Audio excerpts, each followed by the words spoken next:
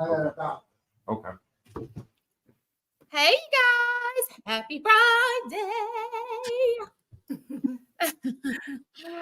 Oh, we got Marky Mark in the house. We got Aunt Pat, who is Marky Mark's aunt.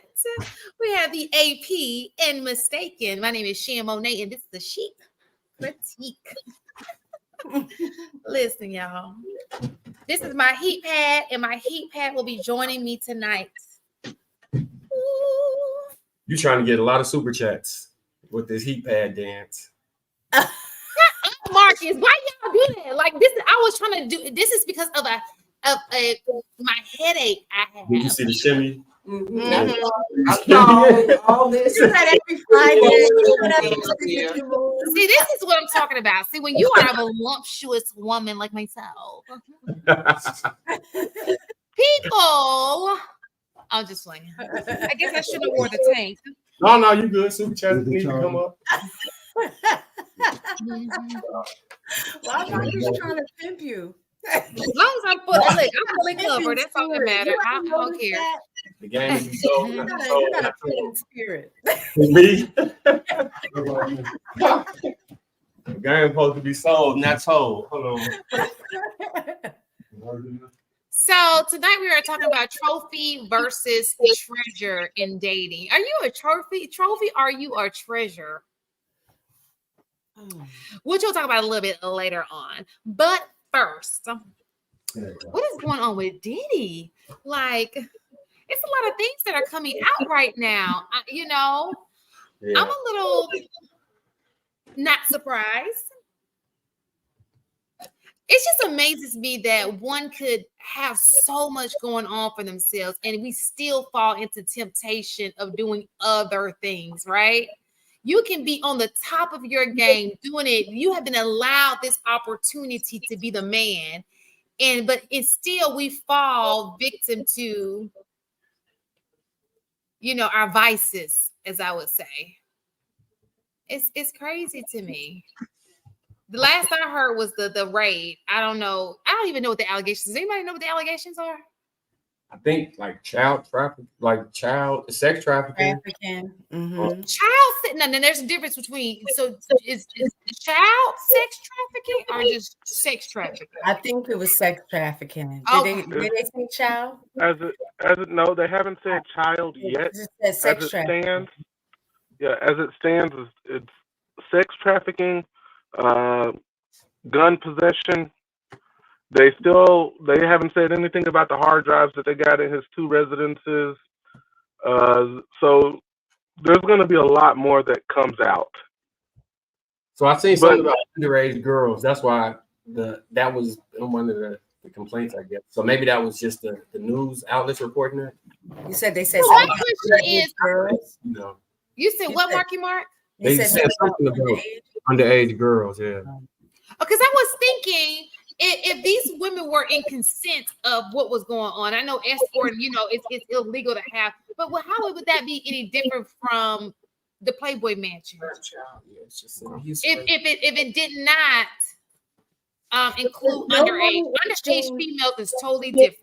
The difference too is that at the Playboy Mansion, no money or nothing was being exchanged. So technically that wouldn't be, you know what I'm saying? If there was any money exchange or he was paying for them I think that's a little different. I think that's what makes it sex trafficking because it was he was flying them out like over. So when you go over state lines, that's when the feds can get involved. But he was supposed to be doing like a power broker. So it doesn't necessarily have to be cash. You can use influence as a form of paying for trafficking.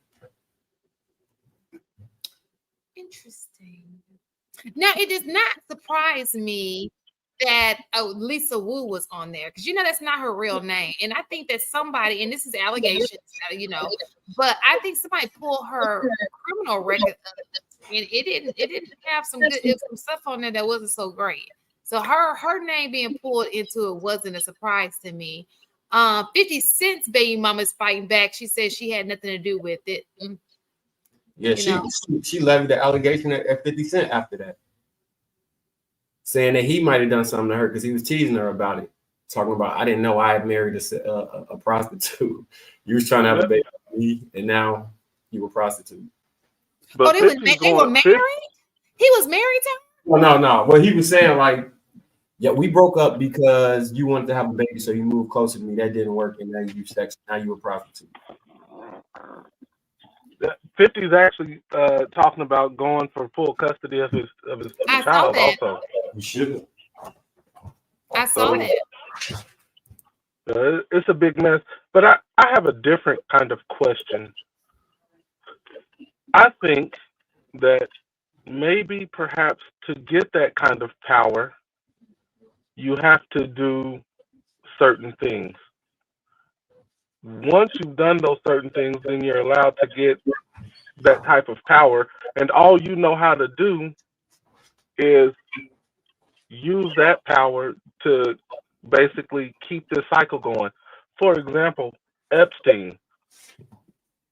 Like, where did his true power come from? Once he was given it, once he was blackmailed, then he was given the power, and then he started doing the same thing that Diddy is being accused of, right? So I think that, honestly, they got to have people that do that stuff. Those people with that power have got to have people that does that, that provides that service. Diddy did something that was real unique, where in at least what I heard in the Miami home, he had a camera in every single room, and apparently they have seized well over 200 hours worth of video footage. So I am curious to see what we get to learn before Harrison, you be he's taking these long pauses. Thinking you do. I was going to say, I think that I don't know if you necessarily have to do things once you get money. I think what happens is when you get enough money to get access, I think that's what makes you go in a direction to see how far you can go. And I remember a while ago, we had this conversation in regards to, I think we had talked about like sex, and we were saying, like, I was saying, I didn't understand for men, why do they need to do like degrading things to women when it comes to that? And Marcus, I think you said it. I think you were saying it's just to see how far you can go, like how is something in y'all psyche that, like, if a chick allows you to do whatever, it's just something about that. So you need to see how far you can go.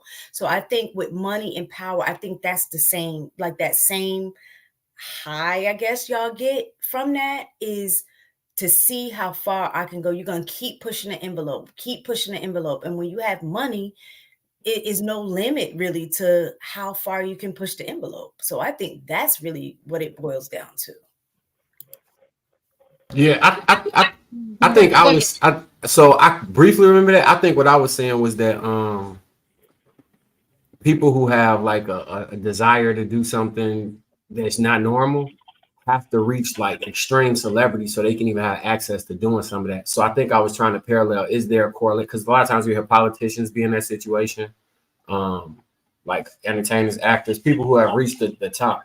So is there a correlation between the people who have the drive to get there? Is it sexual? Because I think I paired it with, like in high school, the guys who normally can get what they want in high school don't normally succeed to the upper limits because sexually they're able to satisfy everything they want to satisfy.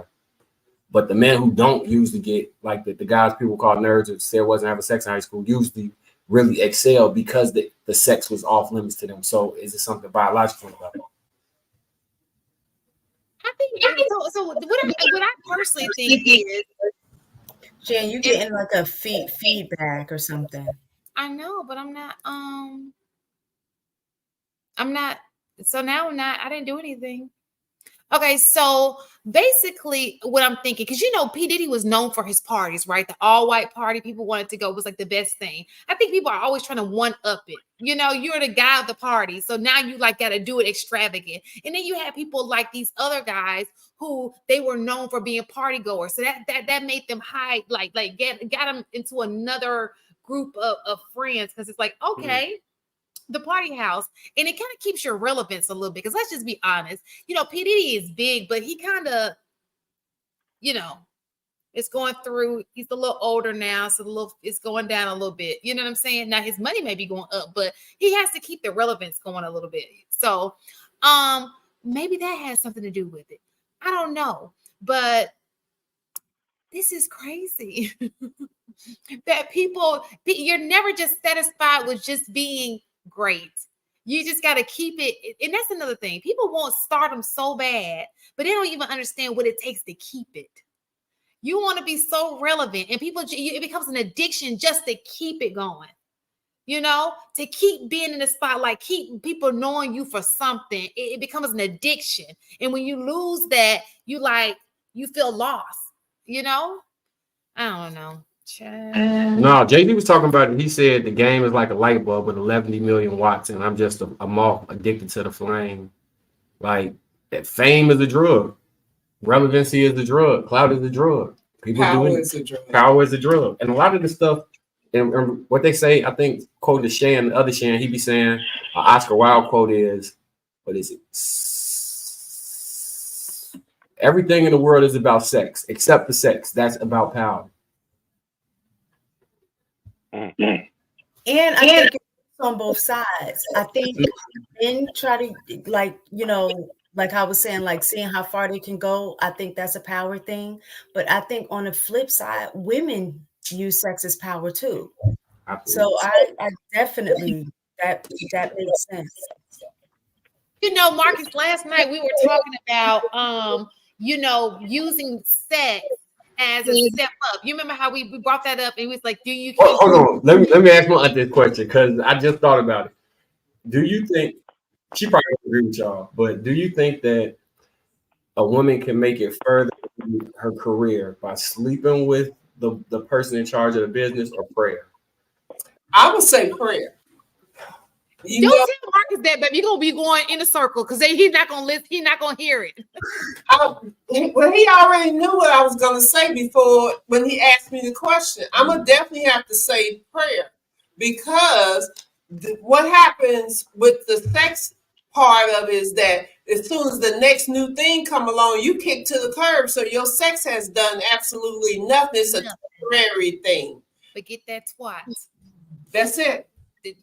Just banged out. That's all they got. It has limits. It does. It really does have limits, unless you doing some stuff that completely blows his mind. But look, no matter how good you are, the next sister coming along, she gonna be better. She gonna be willing to do something different, because again, it's the power. Rules that you can't even think about doing because of flexibility, different things. So to me, prayer is absolute. It does not change. It changes things, but it does not change, and nobody can mess with it. What Marcus, as y'all know, is not necessarily a believer, but that's why Marcus. I believe in prayer. No, I might have changed my views. You don't know. I said maybe not. Then I apologized to you the other day about coming at you about, so you don't know. I could have changed my views. But I said not necessarily that you weren't. I was being diplomatic. Yeah. So listen to this. Actually, sorry. So I will say this to the question from last night. This was my point in bringing it up. I do think it has influence, right?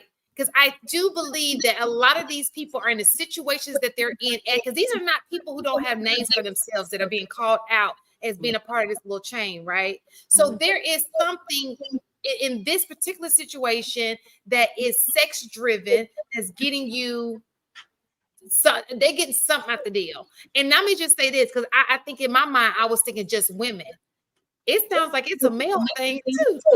Like they getting over for opportunity as well. Yeah. Lapping them cheeks. Ain't that what y'all say? Vaseline goes a long way. My theory is real simple. When you pray, God gives you what you need. If you throw in that box around, the devil's giving you what you want.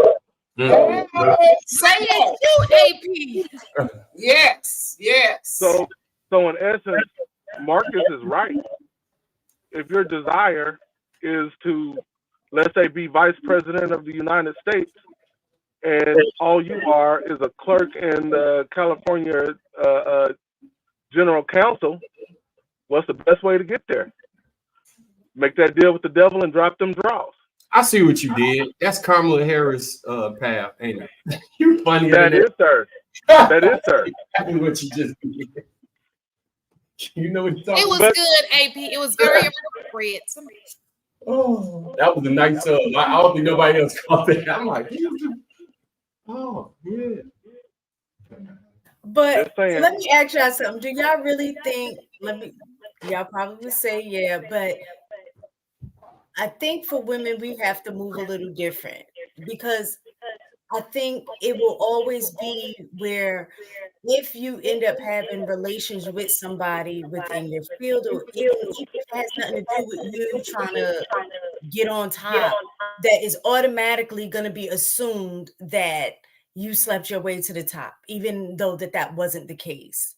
So, you know, unless you're like not a looker, because nobody believes Oprah slept her way to the top. Nobody. Not one person believes that.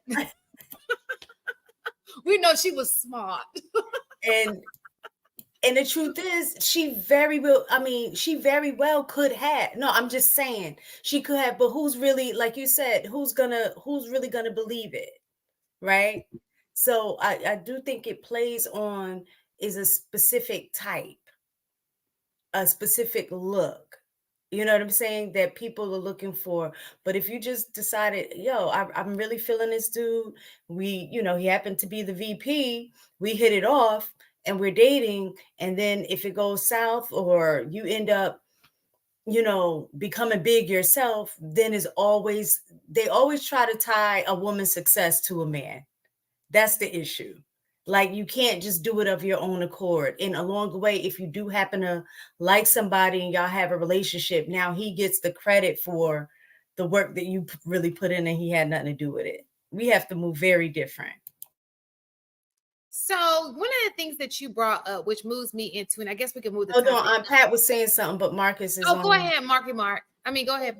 I was saying it's not even just a relationship, a sexual relationship, like with a husband or a boyfriend or whatever. It's the same thing. It could be your father. It's the reason they say you got to the top. It could be your uncle. Is the reason. But it's always tied to a male figure. Mm. Yeah. So. Mistaken said something that was very interesting, which goes into kind of our last topic. But since she said it, I kind of want to just move on into it. We don't go in order around here.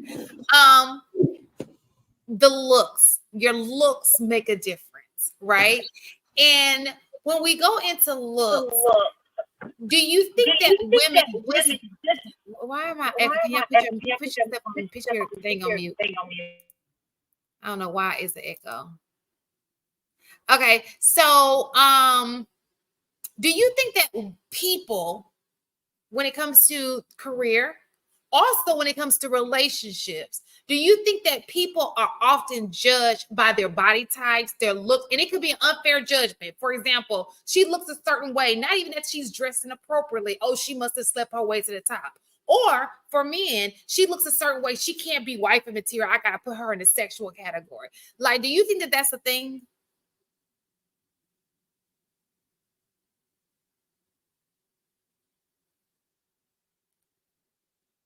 Is it? I said, unfortunately, it is a thing. And the reason I say this is because I have a lot of conversations with males of various ages, and they all pretty much say the same thing. And it's very unfortunate, but it is what it is. I don't know if I fully understand what you're asking, Shan. So basically, went for clarity. When women, just because, let's go solely off the base of what she looks like, and we're not even going to take clothing in consideration, just what she looks like she may be have a voluptuous body or whatever. So do you think that women can be unfairly judged just because of their body, something they can't control? Yeah, absolutely. You seen that? Remember that teacher that got supposedly got fired because she was wearing clothes that was normal clothes, but she was so thick that everything looked like she had a video vixen outfit on. I mean, the way I think our brain works is, man, we sexualize a lot of stuff, right? And if your body has overtly the shape that makes you just, you know what I'm saying, certain parts of your body just pop out, it's harder for us not to notice it.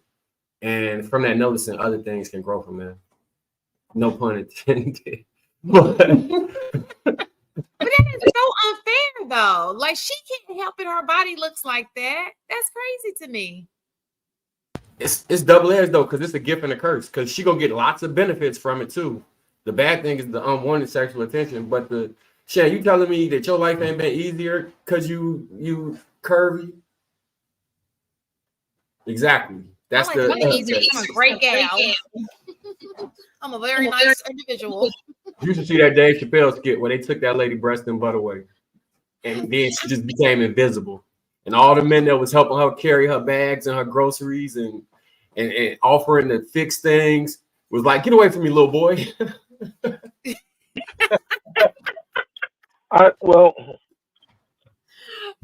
My question is, do you not know what your body looks like? Thus, when you put on particular clothing, what parts of your body are accented? Understanding that we men are visual creatures, and I mean, shit, we can't. Truthfully, that's not something we can control.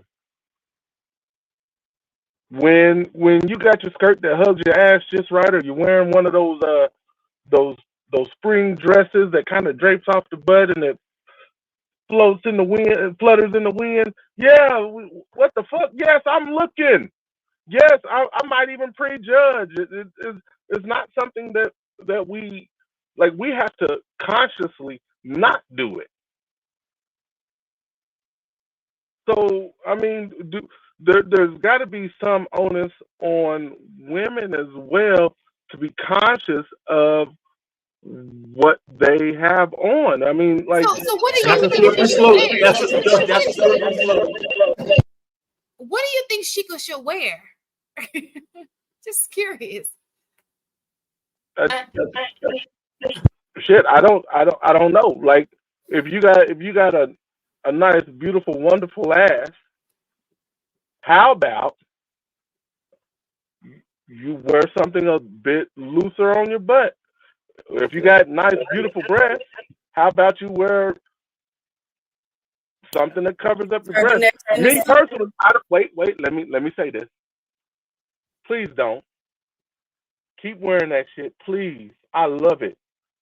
I'm looking like, ooh, I can control myself. I'm not gonna run up and touch you or do anything weird. But yeah, buddy, keep showing it. AP, you getting dangerously close to the cancel. This is where I understand what their argument is. I can't. The argument is, I'm gonna wear what I want. I should be able to wear what I want to wear, and you should be able to control yourself as a man. I'm controlling myself by not putting my hands on you. I'm controlling myself by not saying something too wild. That, like, I'm doing the best I can, but when you wear it, you have to understand that as a visual creature, we're gonna look. We're not gonna not look. Well, looking is okay. We're not saying looking. We're just saying when you're choosing, for example, the misconception that this person, because let me meet y'all.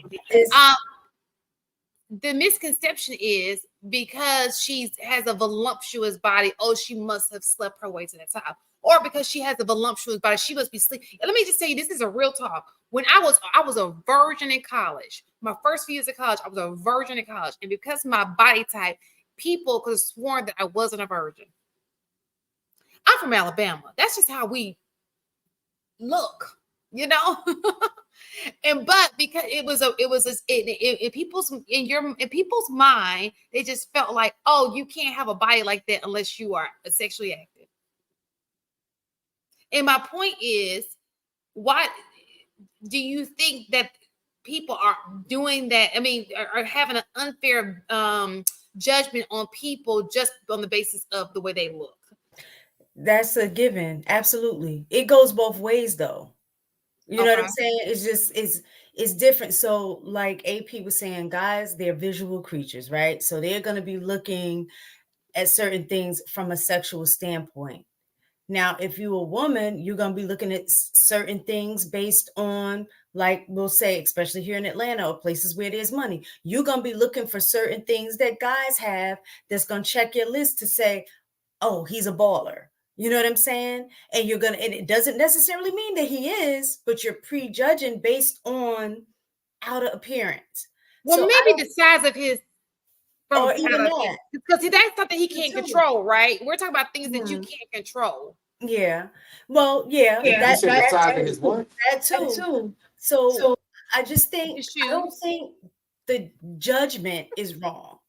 Right. I think that's a normal thing that happens when you see people. I think it's how you act on that judgment. If you impose that judgment on somebody. So you're thinking that because my body type is the way that it is, you might come and try to make sexual advances at me, thinking that I'm going to be with that. So at that point, that's when the prejudgment becomes wrong. Or if you a chick and this dude look like he got money and you a gold digger and that's the only reason that you're stepping to him, that preacher, I think that's the part where it becomes wrong, is the action behind the judgment. I agree. I agree with that. Okay, so that's going to go into our treasure versus trophy, but we're going to put a little space in between it, okay? Because this kind of goes in there too. I have a video for y'all if I can see it. Let's see it. Why'd you give my baby up for adoption, Alicia? Because you were in jail. I don't want to be a single mother by myself. Alicia, I was gone 10 months and my baby was just born a month ago. Well, I want to live my life, like I just told you. I didn't know how long you was going to be in jail. I wanted to be outside, be in the streets, travel, get a bag, and I can't do that with no child and you in prison. Alicia, I am his sole father. I didn't get no decision to make that. No, you didn't. You don't. When you threw your life away to be in jail, you don't get no type of agreement, communication, nothing. So I gave the baby away. Alicia, baby is adopted. Put your shoes on. We finna go get my child. Like, what? This don't make no sense. Where do you think we're gonna go? What do you mean where we gonna go? He ain't at no child's office. He ain't at no defects. Where he at? The baby is adopted. You don't know what adopted means? But do you think well, we all know that's not a treasure. So I don't even know why I was going to ask that. So what are y'all thoughts? What are your thoughts on that video? Well, I think that I think it's a skit, right? Because ain't no way. You think it's a skit? Yeah. If somebody would have told me that I don't think it would have went that way. It wouldn't have been that smooth of a conversation if you gave away my child. You know, I don't care how long I was in jail. You gave away. And I thought that unless she just said he didn't have a father, don't both parents got to sign off for Absolutely. For it to be an adoption? It depends on the state. So it would definitely depend on the state. Because there's some the fact if he's locked up, does that make a difference too? No, you still let me look it up. And so, but the whole assuming it's so it's difficult for me to answer this because I don't think the majority of women are giving their kids away. They're not. So I don't think it's a realistic representation. But in order to go into the topic, for somebody to do that, that would be one of the most selfish things possible. And I think it's an indication of how far people have fallen from what really matters. And if trips and bags is more important than your kid, you so far removed from what life is about that I don't know if it's going to be any help for you. I don't, you know what I mean? I don't know how you come back from being in that place. Believe it or not, I'm a little torn between the two. Do I think she was wrong? Absolutely. I would not have done that. But the flip side that I'm thinking about is because that's the way that she wanted to live, it was clear that she didn't want any children. So trying to force somebody to parent will definitely impact the kid. And then the flip side is he wanted his kid, then that makes me think, what kind of father would he be? He's locked up. Now I don't know what he was locked up for. And I can really say, I don't know what kind of father he would have been. We're talking about prejudging, right? I don't know what kind of father he would have been, but looking at that situation, father's locked up, don't know how long he's going to be locked up. She knocked up. He locked up, she got knocked up. And now I'm here trying to be forced to be a parent when I know I'm not going to be a responsible parent. I don't want to be a parent, period. Now, do I think there's alternatives that she could have did? She had the baby, like you said, if this wasn't a skit, I think she had the option of at least saying, asking his people, did they want to adopt a kid or did they want to take the kid? So that definitely could have been an option. But the part that I'm most concerned about is a lot of times women are forced to have kids that they don't want to, and then that impacts the child because they don't have a good parent. So and this goes into the trophy versus treasure topic. So even if it's a skit, this could be a real life situation for somebody, I did look it up. If you are incarcerated, that does forfeit your rights, unfortunately, in some states. So my thing is this. And this is where it goes back to the baby mama, the baby daddy conversation. We are asking a woman to be a bigger person in the situation, right? We're asking a woman to say, hey, let me consider you and let me contact your family to make sure that they don't want the kid. Because that would take a big person to say, let me look at all angles of this. I don't want the kid. Let me call his family and see. Because she could be like, nigga, you come from a no good family. That's why you in jail. Like, why would I want my kid to be raised in that situation? I'd rather pick a better situation for my kid to be raised in. So there are different ways of saying this. But what I'm saying to you is, I think oftentimes we put women in a situation where we feel that like they should be the more responsible individual, not realizing that women are just as irresponsible in their decision making as some men are. And I think that we give some women way too much credit for that. Like, if she did assess the situation and she felt like that would be a mess up situation for her kid, I don't have a problem with it. But if she did not, if it was a situation where it was just a fluke, he got in trouble and it's not a normal thing, he has great parents, then I agree. But again, you're asking her to be the bigger person in the situation. I don't think he asked her to be a bigger person. I think we have an assumption that your nurturing will most times prevent you from just giving your child away. I mean, before I give a child, I wouldn't give no child away, first off. But if I did, I would exhaust all the possible avenues. And I wouldn't say that just ask her to be a bigger person. I would think that's just asking her to be a parent, right? Well, in her mind, she may think she's being a parent. No, she couldn't have thought she was being a parent. She thought she was going on trips and buying bags, according to that skit.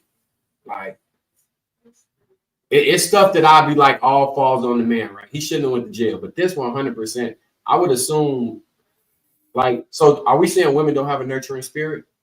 Not all. Not all. I mean, key point. She gave her kid away and she don't even like she care. Like, and you know how many cases there are of women who've killed their children. Like, it doesn't mean that some of them I do believe have had like, depression and stuff like that. But there are women that do not want children, but they end up having children and then take it out on the kids.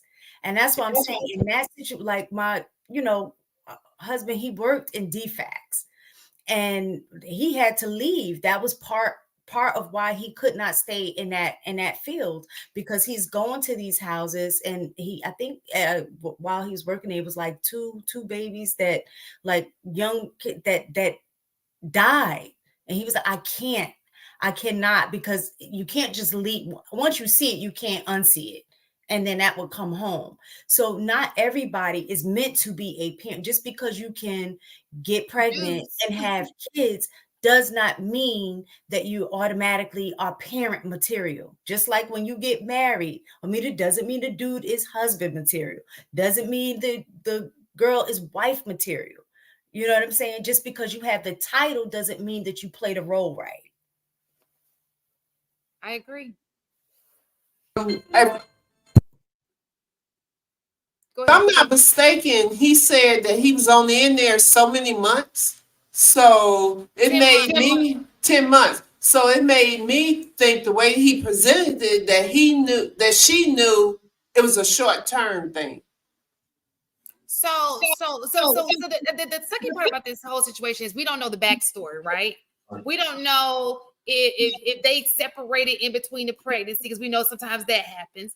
We don't know if he's just popping up. She just did, like, she's really cute. She just didn't know when, they may have fallen out. We don't have nothing to do with each other. You went to jail. Sometimes people have a larger sentence than they serve. You know what I'm saying? When they got sentenced, it was a larger time span than the time served. They may be like, okay, early parole or whatever it's called. So we just don't know. It's so many variables that are missing from the equation. But she did say, I didn't know how long you were going to be in there. She did say that. Right. So there's so many variables that are missing in this equation. Okay. So I was just answering that, but go ahead if you have anything else you want to say, Pat. Well,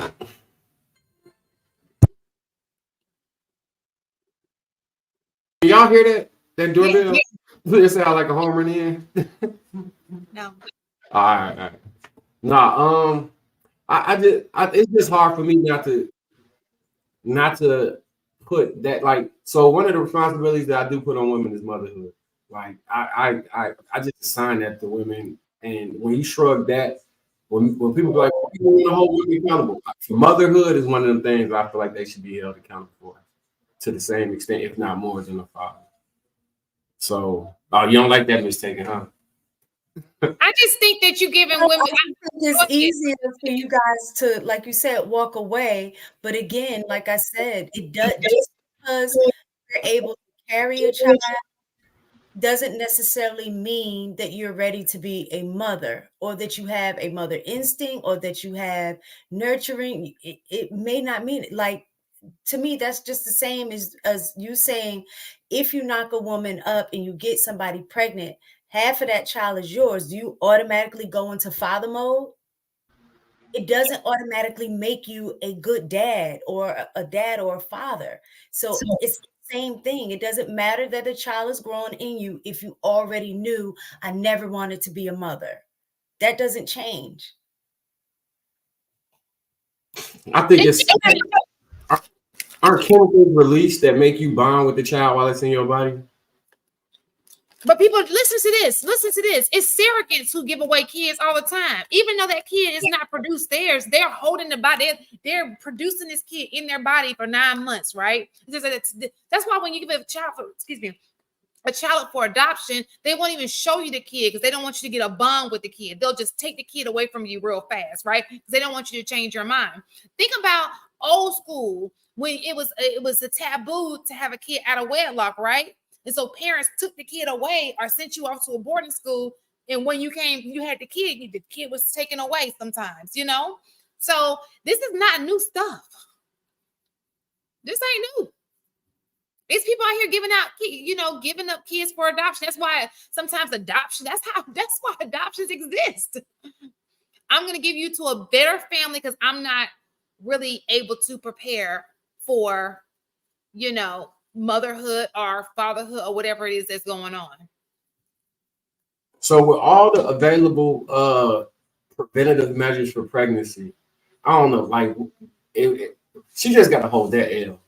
Because there's so many different things she could have done before she brought that baby to term.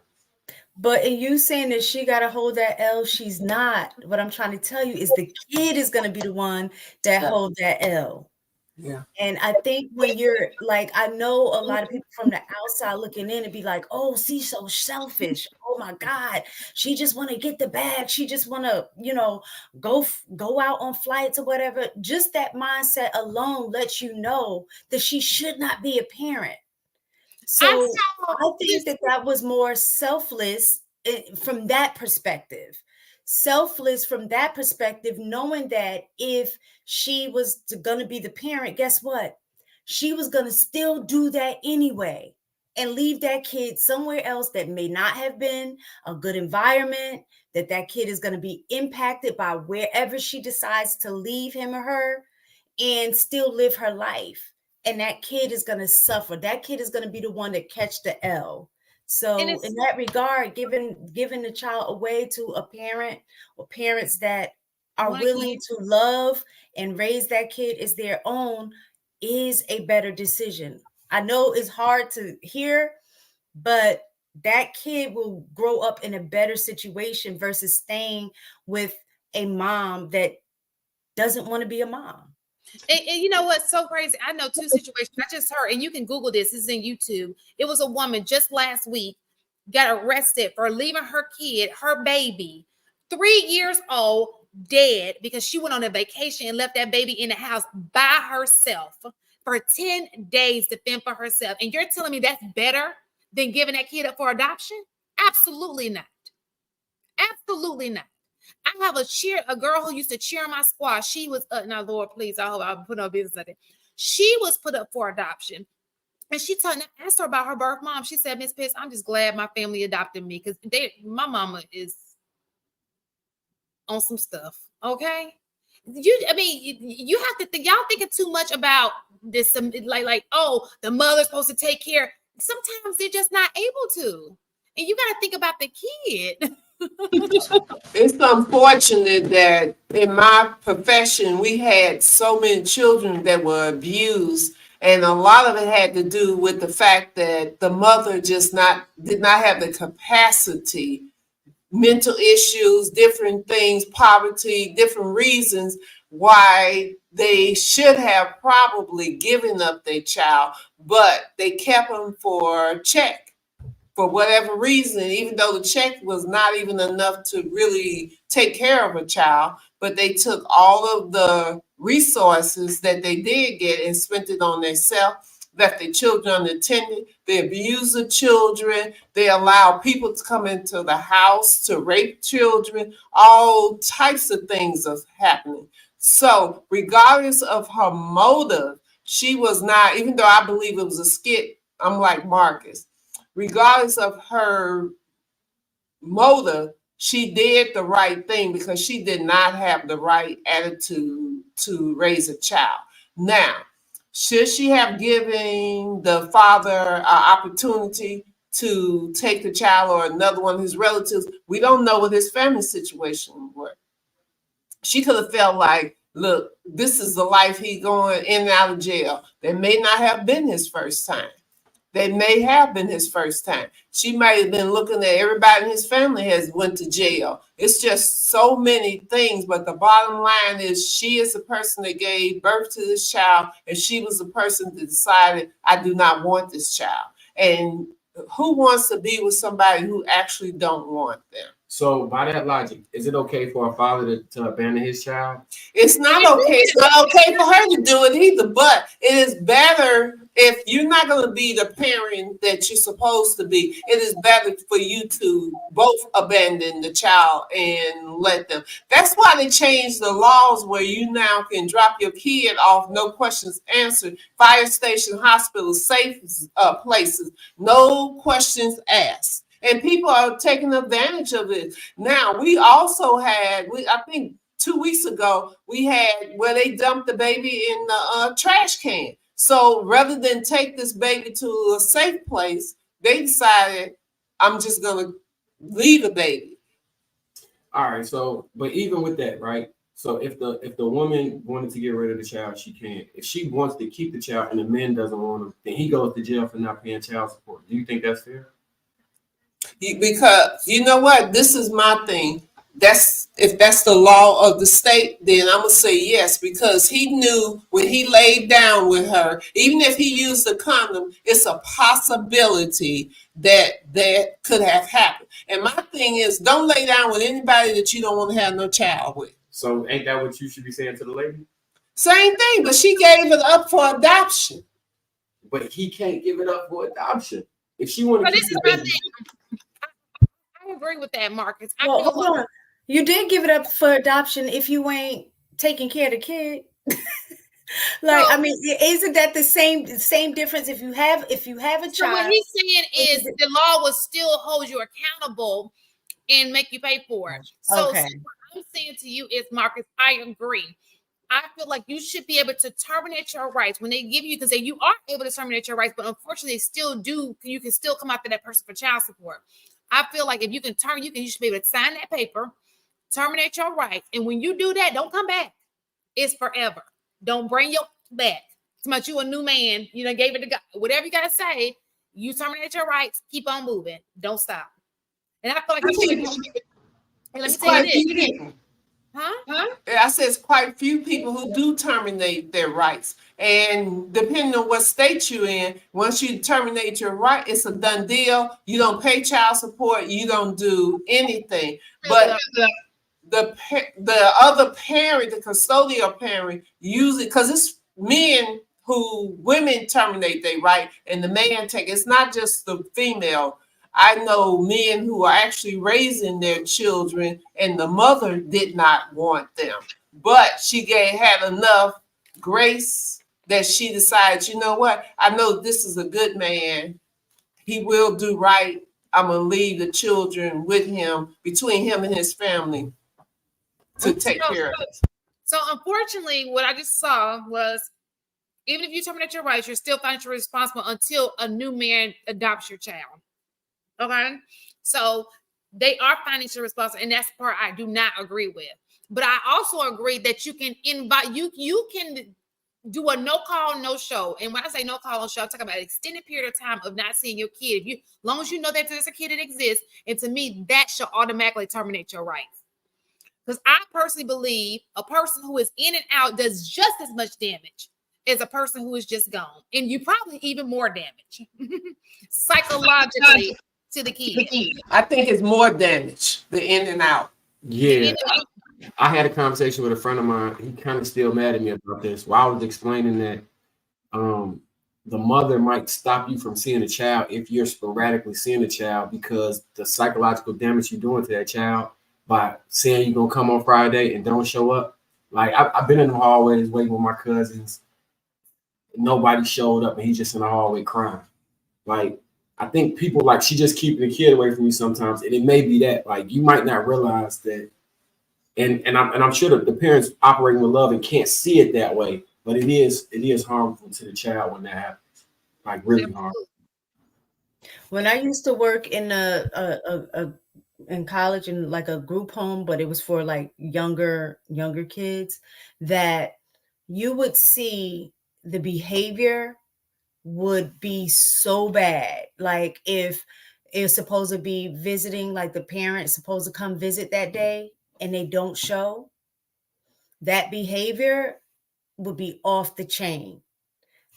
So yeah, definitely. Or if the parents did come, they got a chance to see, sometimes the behavior would be just as bad because now the parent's gone. So that in and out, it definitely impacts the children. When my cousin father finally showed up, we ended up jumping him and robbing him for his Jordans. We had so much anger about him doing that to him. We couldn't have been more than 9 to 10. I was like 6'4", 9. We beat the brakes off his father. Yeah. So my question is on mother's side.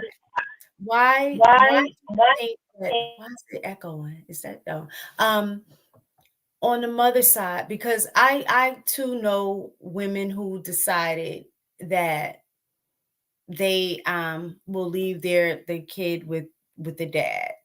Why do you think that women are judged differently when they make the decision to leave the kid with the dad, if in their mind that the dad would be a better parent?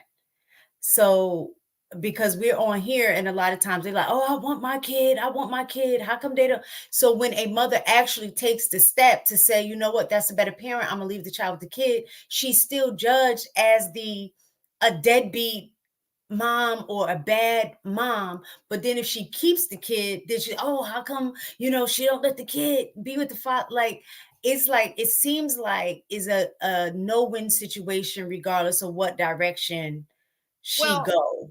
Well, because it's not normal. I don't think it's normal. I think that it's become a new normal, but it's not normal. Most women are supposed to be, of course they're outliers. Most women are born, we're just nurturing spirits, and if you're not a nurturer, that's not the norm. And so anything that's not the norm is going to be looked at a little bit different than anything else. No, it's not right. Like, it should be looked at the same, but at the end of the day, it's not the norm. I don't know how else to say it other than that. It just is what it is. Most women don't even, and this is the thing, this is how much of a attachment women have to their children. Even sometimes men feel like, oh, she won't let me see my kid because she's just keeping me away from my kid. No, sometimes she don't want you to see your kid because she don't want to be away from her kid. You understand? She feels she has such an attachment to her kid. I personally don't believe women were made to go to sleep at night not being with their kid, not knowing where their kid is. That's not normal. It's not to have your kid stripped away from you. It's not normal. We made it normal, but it's not a normal thing. Most mothers want to know that their kid is just with the bed safely at night, want to wake up to see their children. That's a normal thing. So it goes back to the reason why people look at women a little different, because that is not normal. The reason I know somebody specifically who was, when she had her child, she really was not, she was trying on her own to like take care of the kid, and she couldn't. And so the father stepped in and raised the child, but she was still like, just like, oh, she's such a terrible person. She should be raising that kid, da da da. But if I had the kid and I know I financially can't take care of it, and the kid would be in a better situation with a dad, then I don't understand in that point where the judgment would come. Because if it's a financial situation, he's a better parent because he's better financially able to take care of the kid. She was in like a, what do you call, like the home, like a homeless shelter, stuff like that. That's different. That's not most people's situation. But what I'm trying to say, my point is the fact that she made the best decision for her child. That's what a mother would do. But yet she was still considered a deadbeat mom because she gave the child to the father. And that's what I'm saying. There's a different rule, like, I don't know, a judgment when it comes to that. You don't think she was considered a deadbeat because of her response? She just paid her responsibility, just the choices she's made. I would say, yeah, because like you would think of a dude who been a deadbeat because he's just sitting here being, he just have not doing anything with his life. You know what I'm saying? Well, so, she had the child because which I think was irresponsible. The father wanted to have a baby. They were together, but then they broke up. Once they broke up, she wasn't in the same situation as she was before, and then couldn't really afford to take care of the child on her own. So she gave the baby to him and he raised the child. But now she still looked as a bad parent because of the decision to give the child up. No, that was. So she wasn't visiting the child. She didn't have visitation rights. She wasn't a part of the child's life. Yeah, she was, but now that I think about it, I think that's probably the aspect of her of the same, because I think she was in and out too. So So yeah, no that makes sense. consistency. Yeah, that makes sense. And so I think that there is a trade. So I That think that makes sense. there's a time when women should, you know, like for example, if you have a son and he gets a certain age, I do agree that yeah, maybe the dad should take him. He's like 12, 13, dad turn. You know, I got him up to this point. Your turn, brother. You know what I'm saying? Those are healthy trade-offs, right? But most babies, women want to be around their babies. And you can trust a man all day long, but you know it's just different. It's just different when I'm babies. This is different. It was different. It's just different. So I've actually just been sitting here thinking on how I feel about that video. You look cute today. I just wanted to say,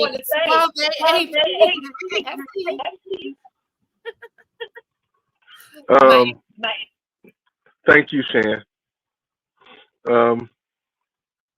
I think I actually agree with Aunt Pat.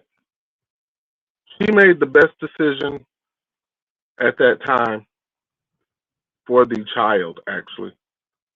Man's locked up. She doesn't want the kid. And she probably went to term for him. But he ended up getting locked up.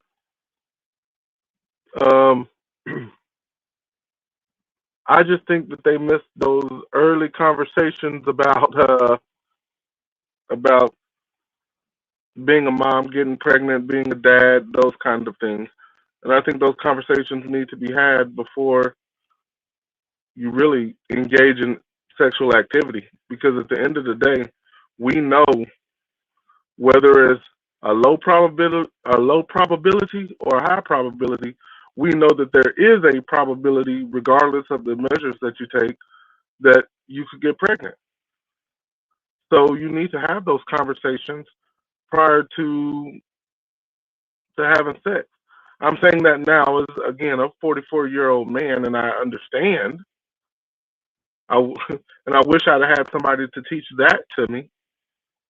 Just like I'm sure the guy in the video probably should have had a man to teach that to him. The girl in that video probably should have had a man or somebody teach that to her. But I think she made the unfortunate best decision for that kid. So, and that's the kind of stuff that actually breaks my heart, though. It's really sad because apparently dude really wanted to be a dad. But I also believe if you really want to be a dad, you'll do everything in your power not to end up in jail. I mean, that there are some things that are inside your control. Just an opinion of mine. So, anybody else wanted to, y'all mute your thing.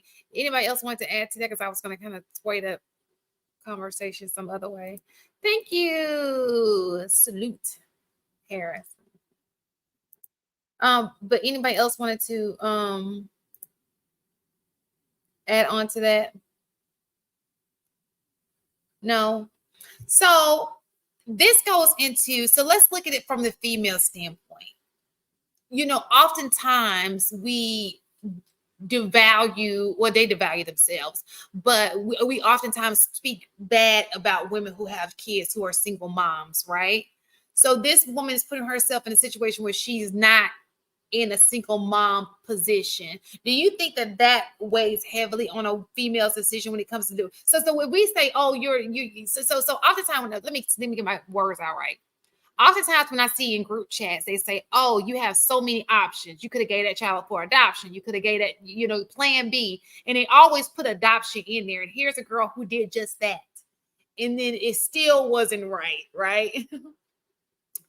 Or you say, hey, you a single mom,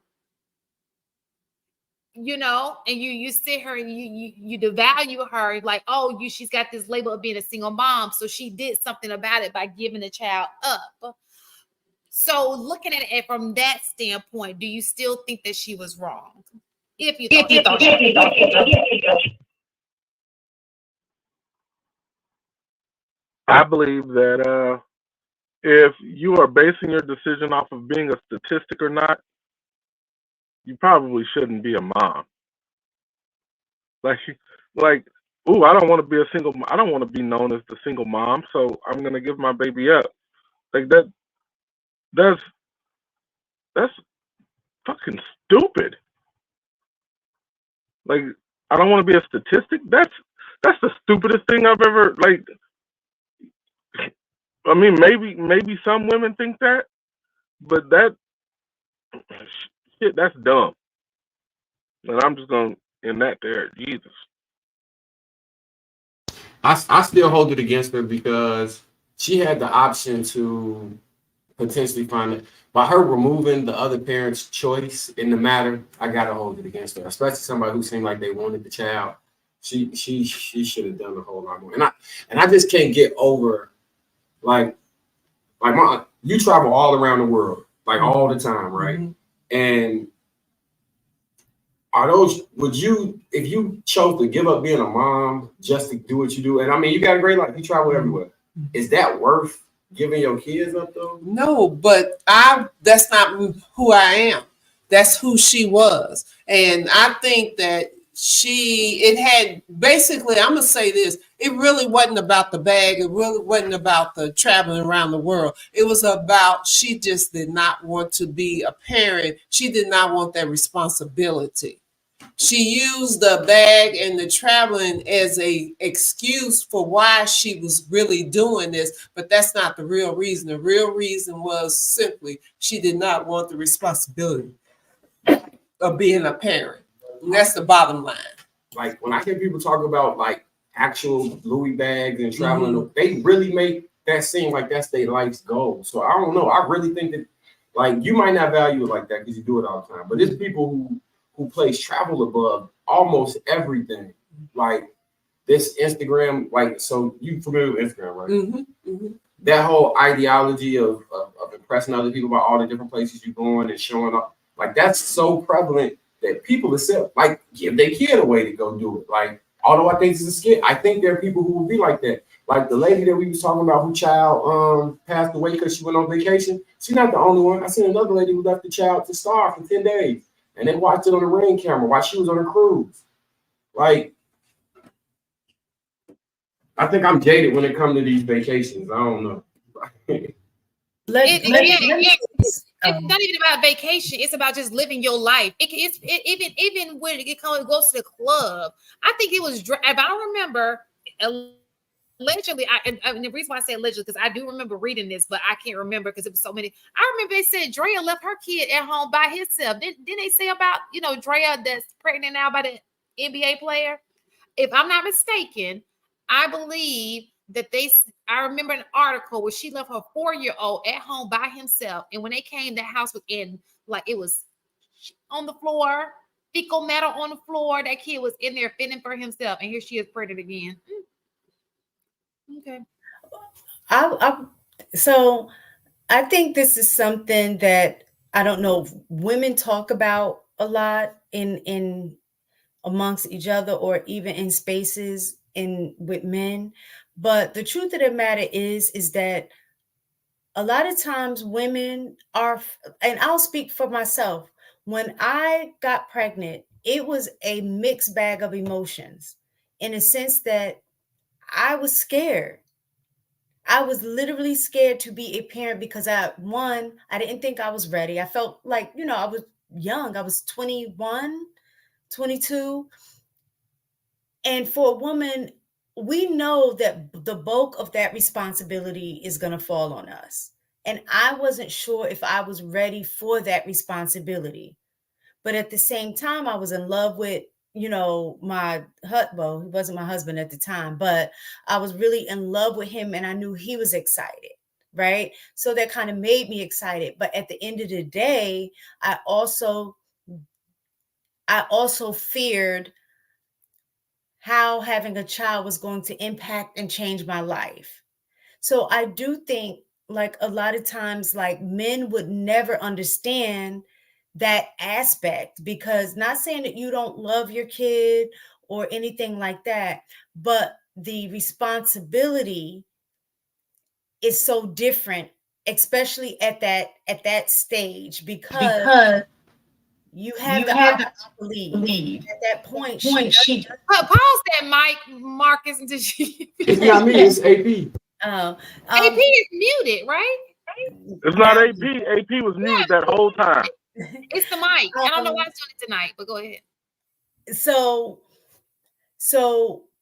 he, and not saying that my husband wasn't, happy and excited and things like that, but I knew he had already had a child. He already had a daughter, and he was involved with his daughter.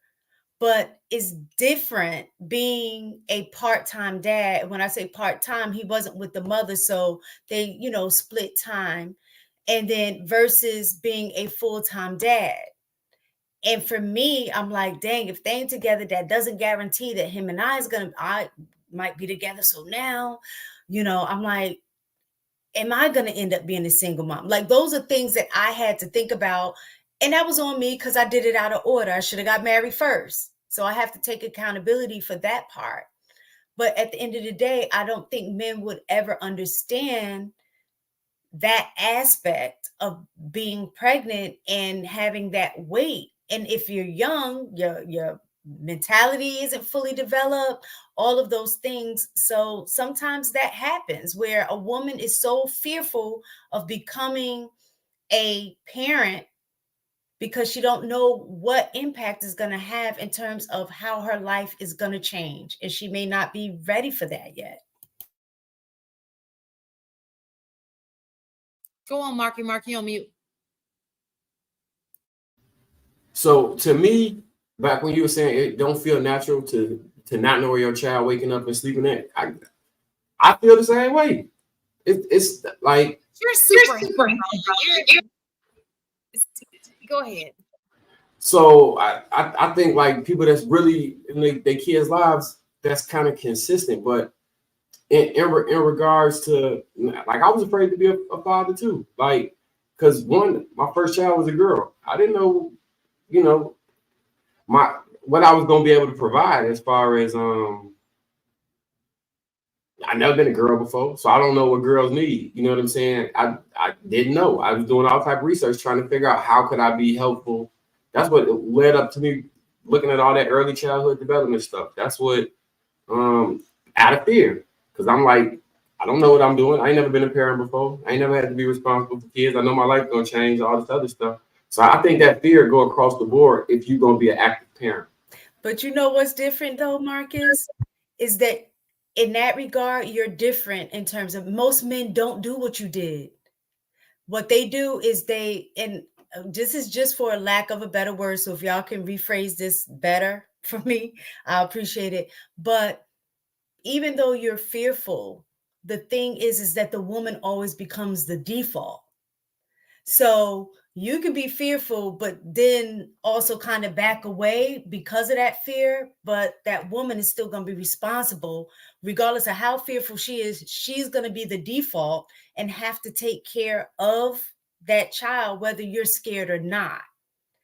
It's very rare that the woman can rely on the guy to be the default if she's not in that space already too, because like Shan said, is the expectation that the woman is already supposed to come with all of these abilities and nurturing and just automatically know what to do as a parent, and they don't.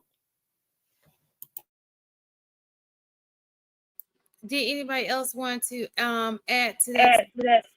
I just had a question. Actually, I had a thought after I said what I said earlier, and Ms. Taken touched on this.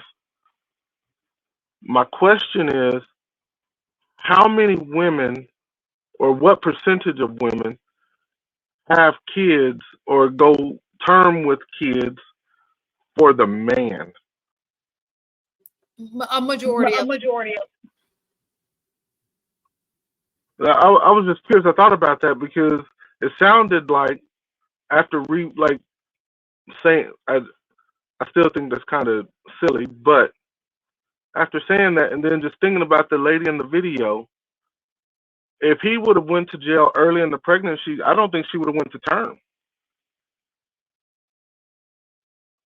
And just listening to Miss Taken just now, it was she loved her now husband, and she she was gonna get it figured out.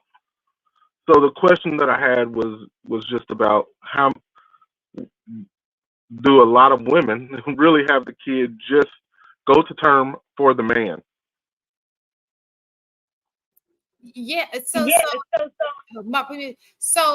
yes, that's why when people sit here and say, "Oh, women be leaving relationships," they do after a certain time. But when it comes to a pregnancy, that woman had that baby because she like you. She's in love with you and she want to have your baby. Okay. So just like you're right, because that promise, if you was a munchkin and she felt like her baby was about to be a munchkin, she would have got rid of that little munchkin. Okay.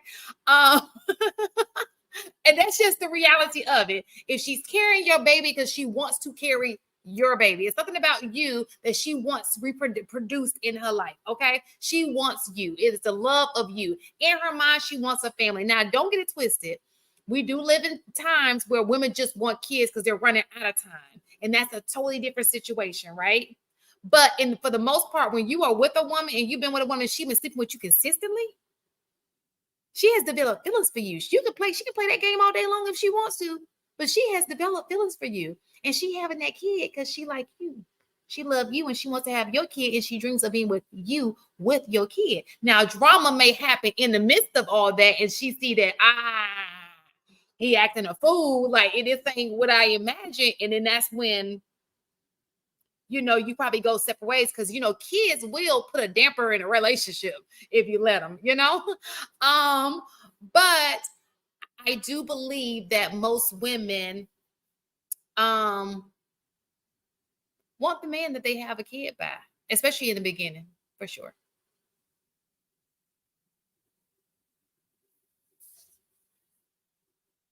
I think the question was, what's the percentage? So what percentage of them are having a baby just because they want the man and they don't actually want the baby? What do y'all think? No, they don't want the baby. No, they want the baby. They just want the baby. So this is what, let me clarify. They want the baby, but they want the baby, this man's baby. You know what I'm saying? It's not like they don't want the baby. They just want the man. They want this man's baby. They want the baby with the man. They want the baby with the man. And they feel like they get them, the baby will get the man. Mm-hmm. Some of them think that baby will get the man. Okay? He can't leave you if you got his baby, right? Now, that doesn't work all the time, but a lot of them do feel that way.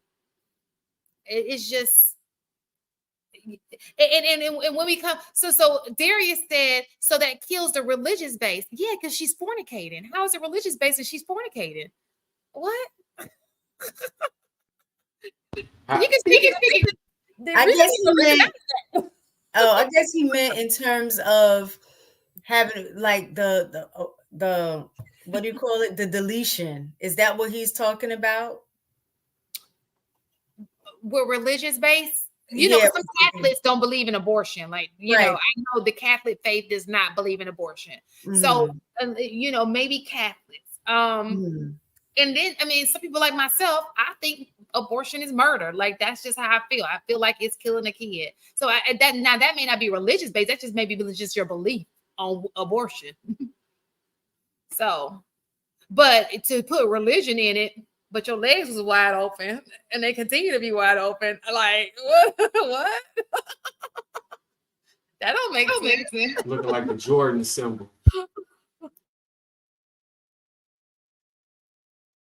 You said like a Jordan symbol? What? Oh gosh. Did anybody want to add to that? Christians don't believe in that. So Christians don't believe in abortion, but they also don't believe in fornication. So what I'm saying is you can be Christian, but not living by the Bible. You can say, I'm a Christian, but you're not living by the Bible. And one way you're not living by the Bible is that you're fornicating. So in one sin is not bigger than the other sin except for blasphemy. So I don't think you can really use that as Now, you probably can say, I don't want to be shamed by the church because the church will look at you because now they know you're fornicating. that's a different story. Shaming your family name, that's a different story. But this is one thing that I would like to take in consideration. Most women do. So somebody said, why don't you ask your mom the village?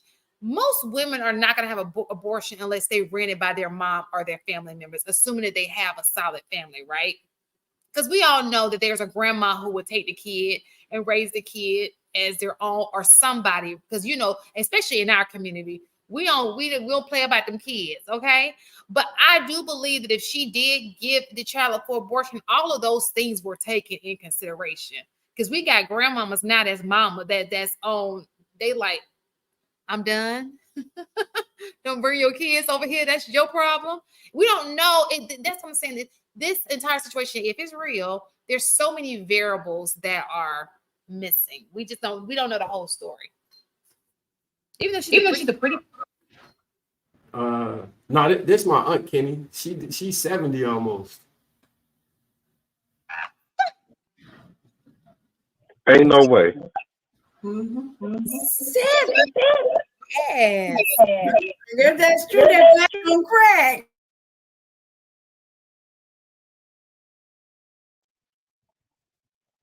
I can't say anything because I don't want to disrespect my boy. I agree, Vic. I see your comment, Vic, and I do agree. Widow, but yeah. So if you just trying to give her a compliment, you can. She widow, so you know. Yeah, but I'm married, so you know I'll be on some grimy, and that's family. I can't do that. Okay, so we gotta go. We gotta keep the topic going.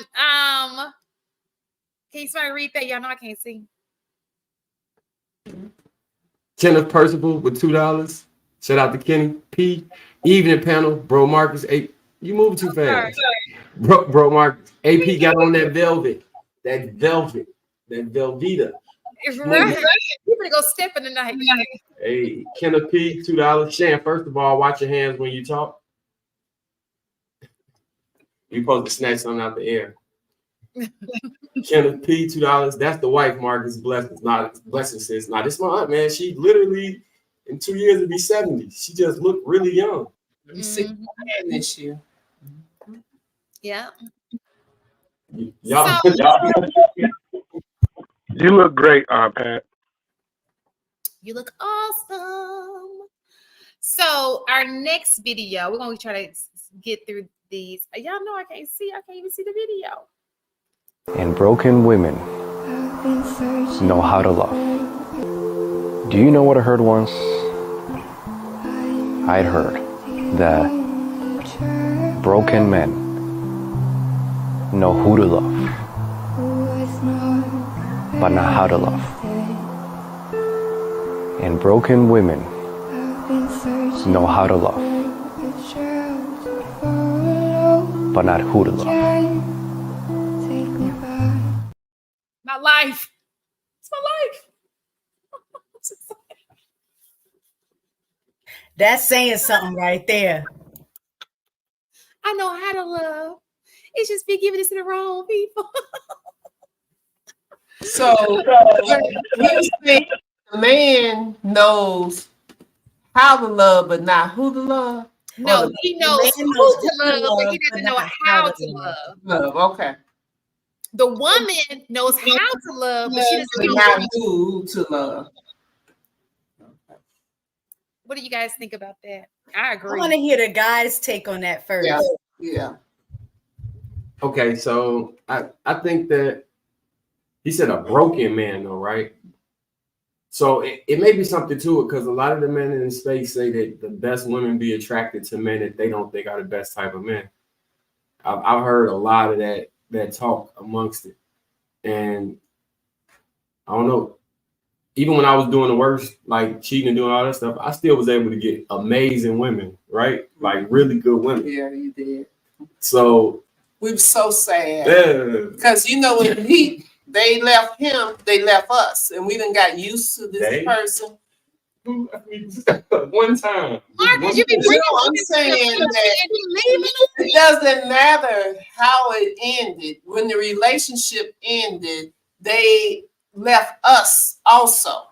You know, and so you get attached to these people, especially he had good women that was just nice and sweet, fit right into the family. You forget that they not even your relative, you know, and then boom, they gone. So here you is, because this person wants to cheat and be a knucklehead. Now the family has to do without this relationship that you have bonded with this person. You go on vacation with this person, you interact with this person.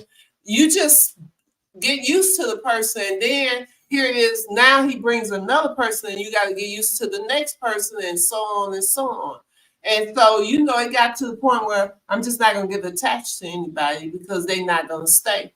So What? Yeah, knock it off. I'm serious. I'm serious. So the wife that he has now, it was like 3 or 4 years down the road before I decided, and I talked to him about this. I was like, she cool, but I'm not doing this anymore with you. You know, so after about 3 or 4 years, I said, well, maybe she here to stay, and then I could start having a relationship with her. He was a pistol. And the thing is that he drew good women. He just was not a good man at the time. I'm just gonna put it like that. I was a good man. I just So this video is about you. This video is about you. But what about now?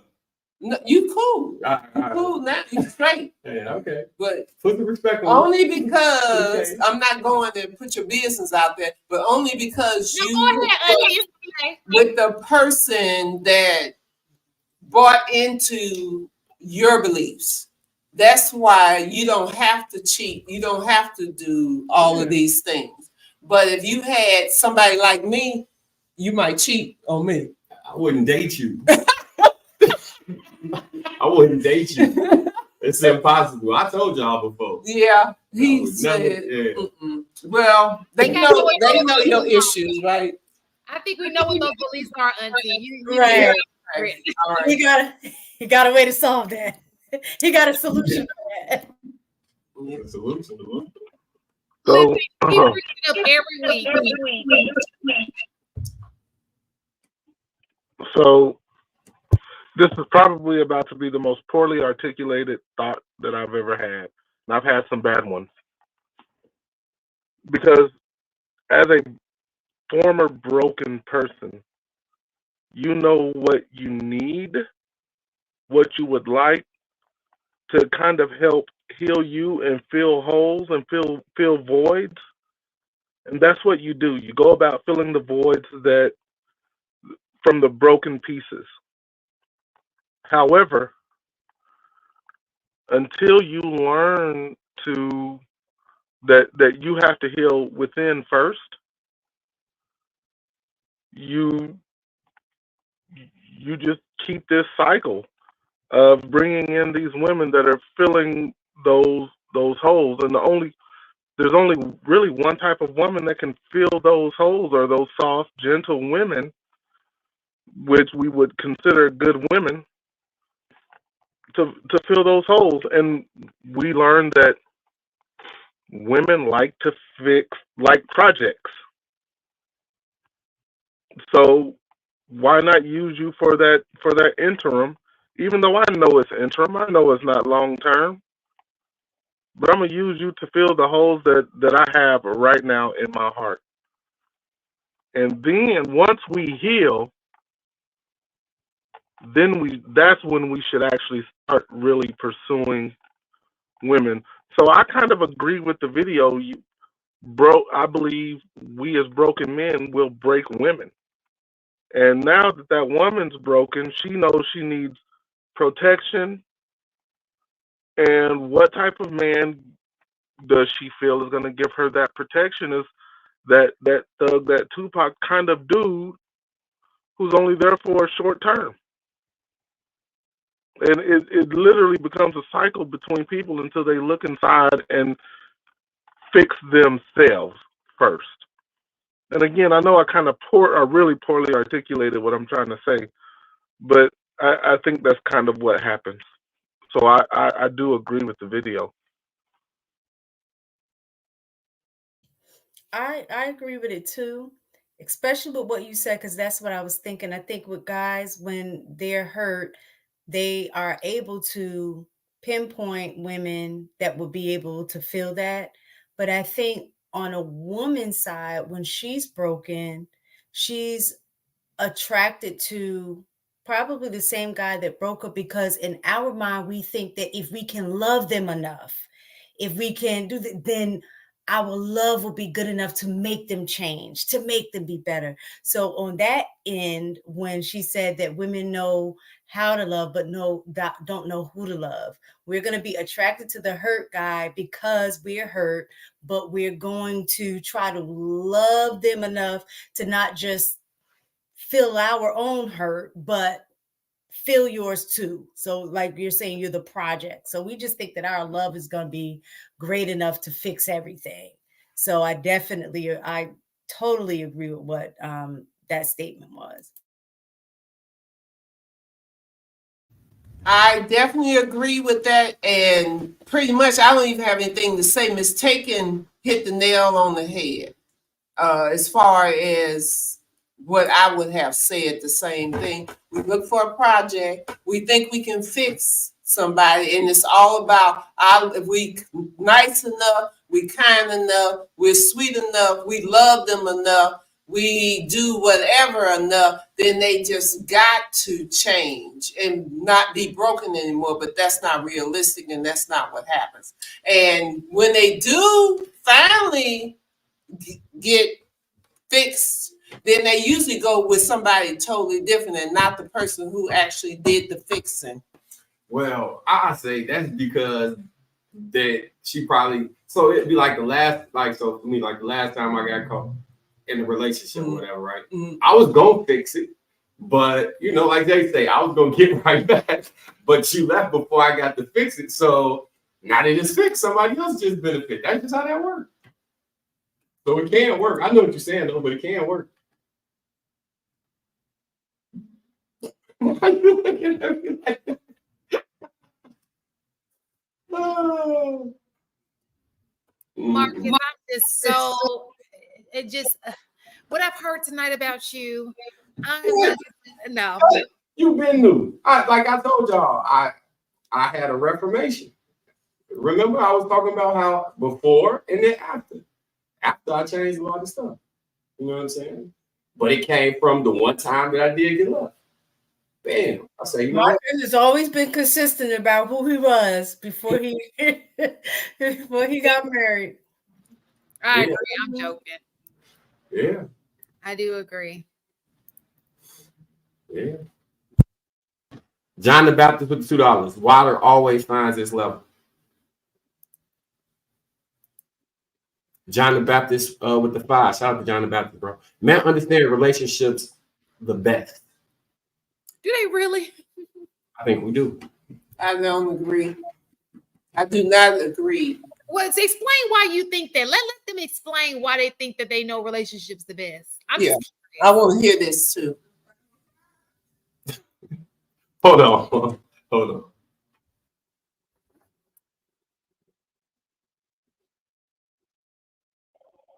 Thanks for confirming. I will never bring a family member on the panel with me. Y'all ain't getting none of the tea. Okay, go ahead. I already, but I was honest about everything, so I already talked about this stuff before. Imagine if I was lying, she would have got me caught up. Like if I was saying, "Oh yeah, my whole life I've been faithful." But no, you're not even that person. Yeah. No, I think men understand the relationships best because men understand duty for the most part, and most men will try and do their best to do everything they can for their family, and go in understanding that they're gonna have to make some sacrifices, and be of service past the point of happiness. If like I've heard a lot of men say, like I'm happy wife, happy life. Back in the day, they used to say that all the time, right? So men put the women in their life above they happiness a lot of times. So in doing that, that was a realistic expectation, especially in those times, how those relationships will work out. That's why I'm saying that they have more realistic expectations going into the relationship. Like most men don't think they're gonna get Halle Berry and she a millionaire and he don't make $1 million. So that's why I said. But in the same, so they don't think they're gonna get Halle Berry, but they do be aiming for. They do think they're gonna knock that chick that's above their league down, like by making, getting into her head, like you can't get this, and just to break her down. That men, I think that both men and women live in delusion on what they should, they what they can pull or what they can get. Not all men, because there are exceptions to the rule, but I think that a lot of people go through that. I can pull this. Let me shoot my shot. And it don't be accurate, both men and women. Well, the question, what he said, the statement that the guy made, that I think it was John the Baptist, that he made was, men are better at men do better relationships the best, or something, or know relationships best. I want to hear AP take on that. Do you agree with that statement or not?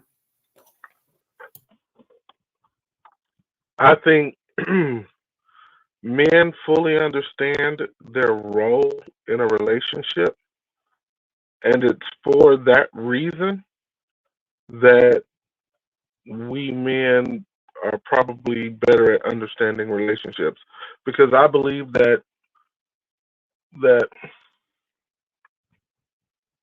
women. Oh man, I'm gonna see you put me on the spot. I think that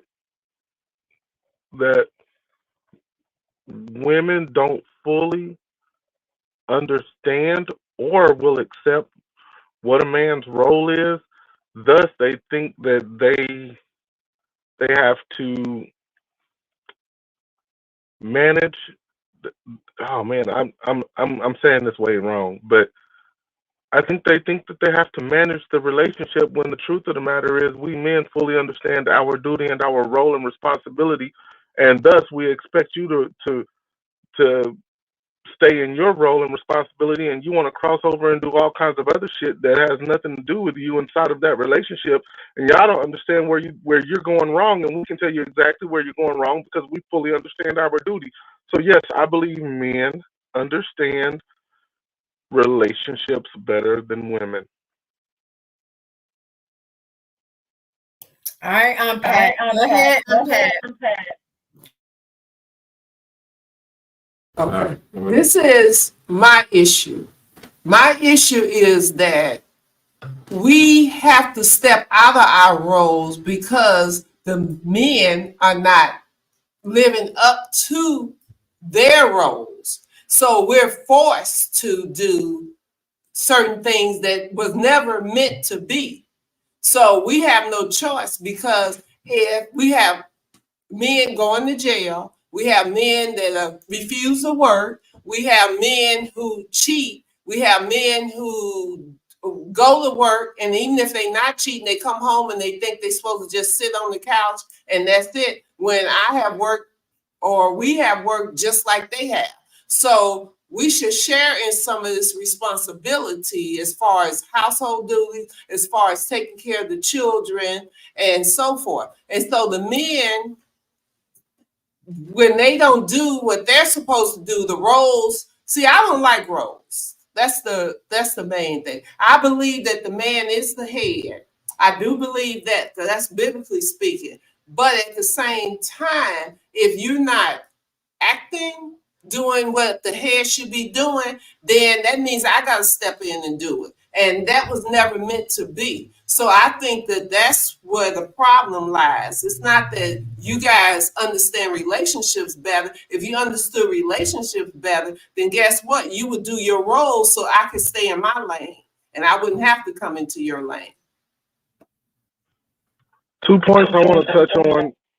2 points I want to touch on that you made. The number one thing is not doing the role according to your perspective.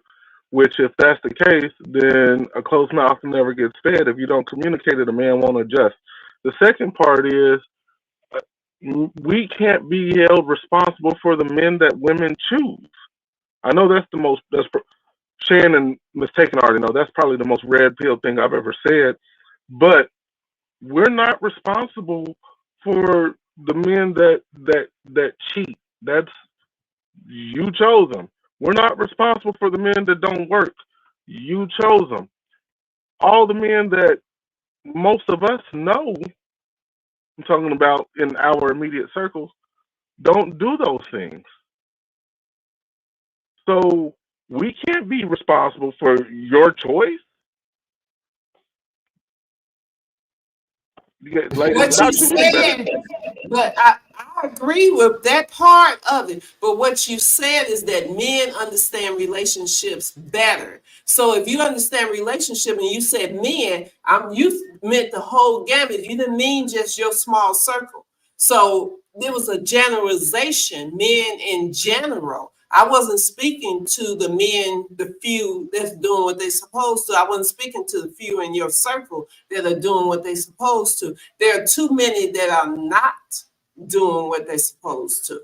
And those are the ones that I'm speaking to. But yes, you are absolutely right. You made a decision to be in a relationship with a cheater. Maybe you didn't even know the person was a cheater, but once you found out, you could have left the relationship, and many women stick in the relationship knowing that this person is a cheater. And we do it for various reasons. A lot of it has to do with the fact that once you give yourself to a man, you seem, for some reason, we feel like, okay, I done did this. I don't want to keep on jumping from man to man to man. So I'm going to try to stay here and work on this particular relationship when you should just count your losses. Because if more than likely, a cheater is going to continue to cheat until he hooks up with the person who will not tolerate, or he wants bad enough that he know that he feels like, I don't want to lose this person, so I'm not going to do this. So I can't say that men are better at relationships, and I can't say that they're not. I'm kind of on the fence when it comes to who is best for relationship, but I will say this, that if you want to be better in the relationship as far as the men concerned, then you need to stay, the roles need to be presented when you come into the relationship. So, okay, so the men in this space, their main argument is that they're doing what they're supposed to do, but the women are chasing the man who, like, in my 20s, it was not realistic for me to have been faithful. So if a woman was trying to find a faithful man, she wouldn't have been trying to date me. You know what I'm saying? Like, to keep it real, it was obvious what was going to go on. So their argument is that women is finding the men that they want, that they may be attracted to, or through excitement, as opposed to the men who already just do all the things that you just listed the men should do. What would you say to that? You know, the sad part about it is that a lot of women, myself included, we are attracted to our daddies.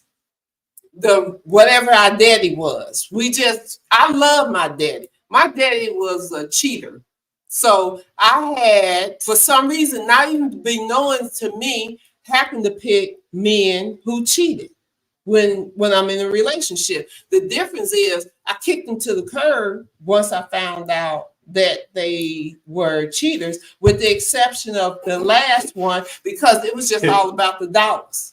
It was at the point where, just keeping it real, it was at the point where, you know what, we can just be housemates. Because I'm doing my thing, I can travel, I can do whatever I want to do. I don't care about the relationship. So you going over there, as long as these dollars stay at $36.28, I'm cool. You do you, because they ain't getting nothing but some hard, oh my God. You know, because this is, I don't know how rated this is, but the point is that I don't care about that one thing that you giving below the belt, as long as you don't take the dollars out. So I came to that realization. I made a choice when I became a certain age that, you know what, I'm not going to be here anyway. I travel. I'm gonna do me. So, and as long as you don't mess with my money and tell me I can't go, I don't care what happens. And that's my thing, right or wrong. That's just how I felt about it, and that's what I did. You know, I was gone all the time. Yeah, you traveled.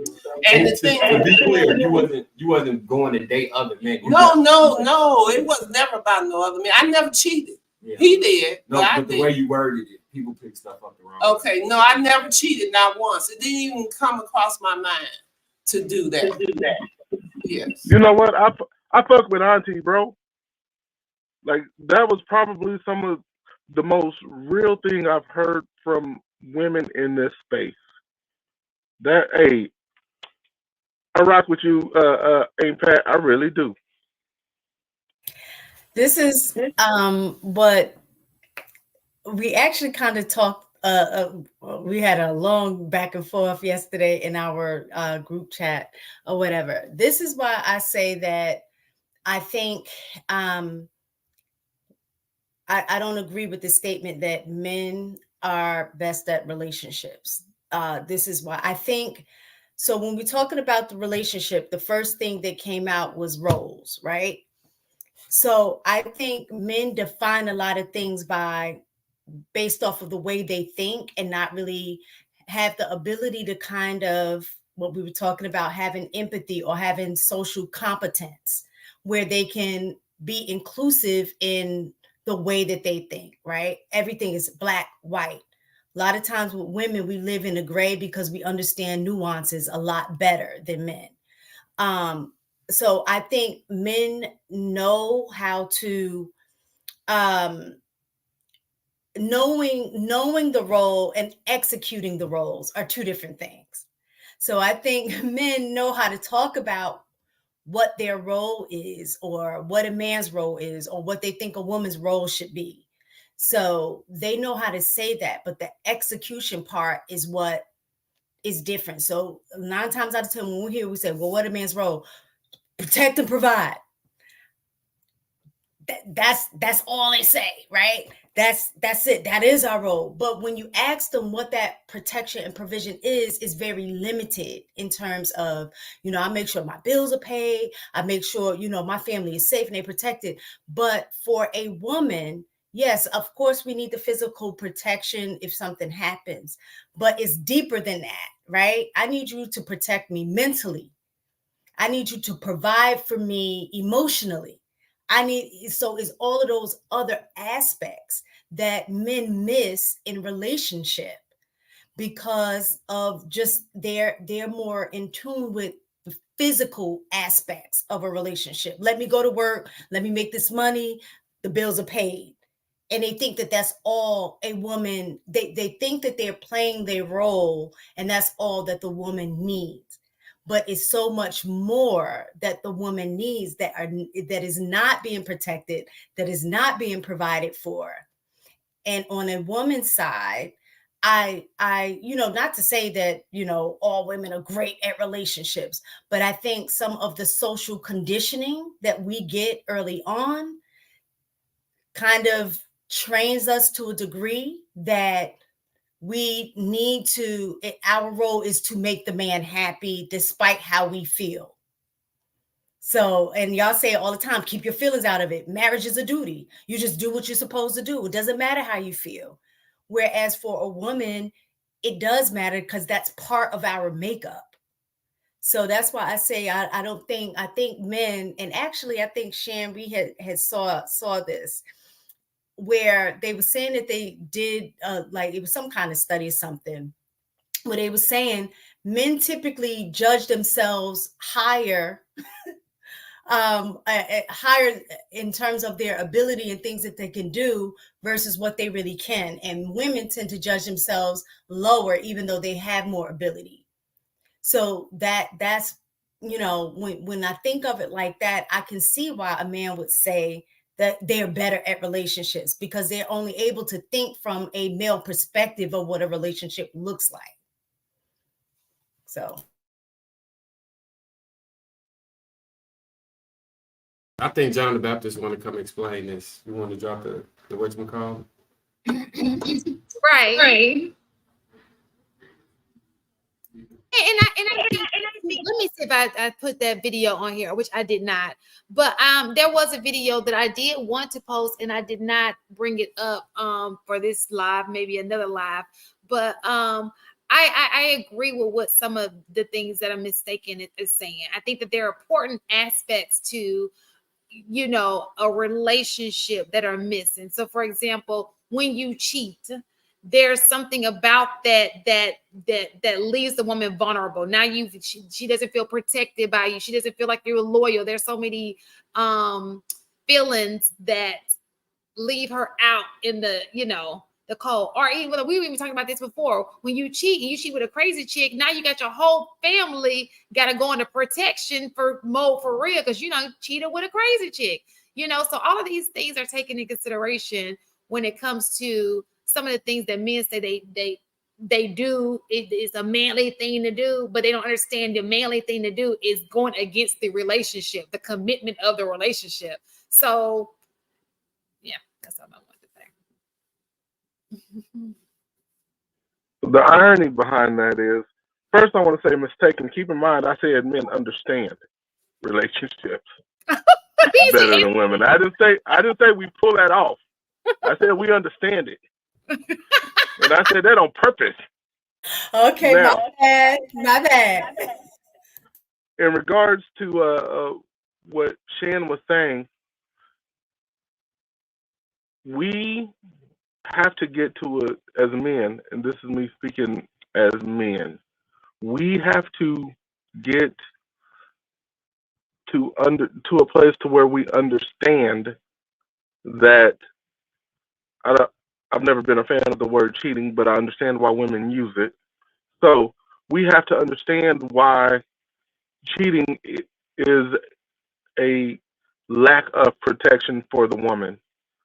How that does affect the female, and it's not until you actually sit down and truly evaluate all of the relationships you've had as a man to see where the consistency of where you went wrong, because there's somewhere you went wrong over and over and over again until you got it right.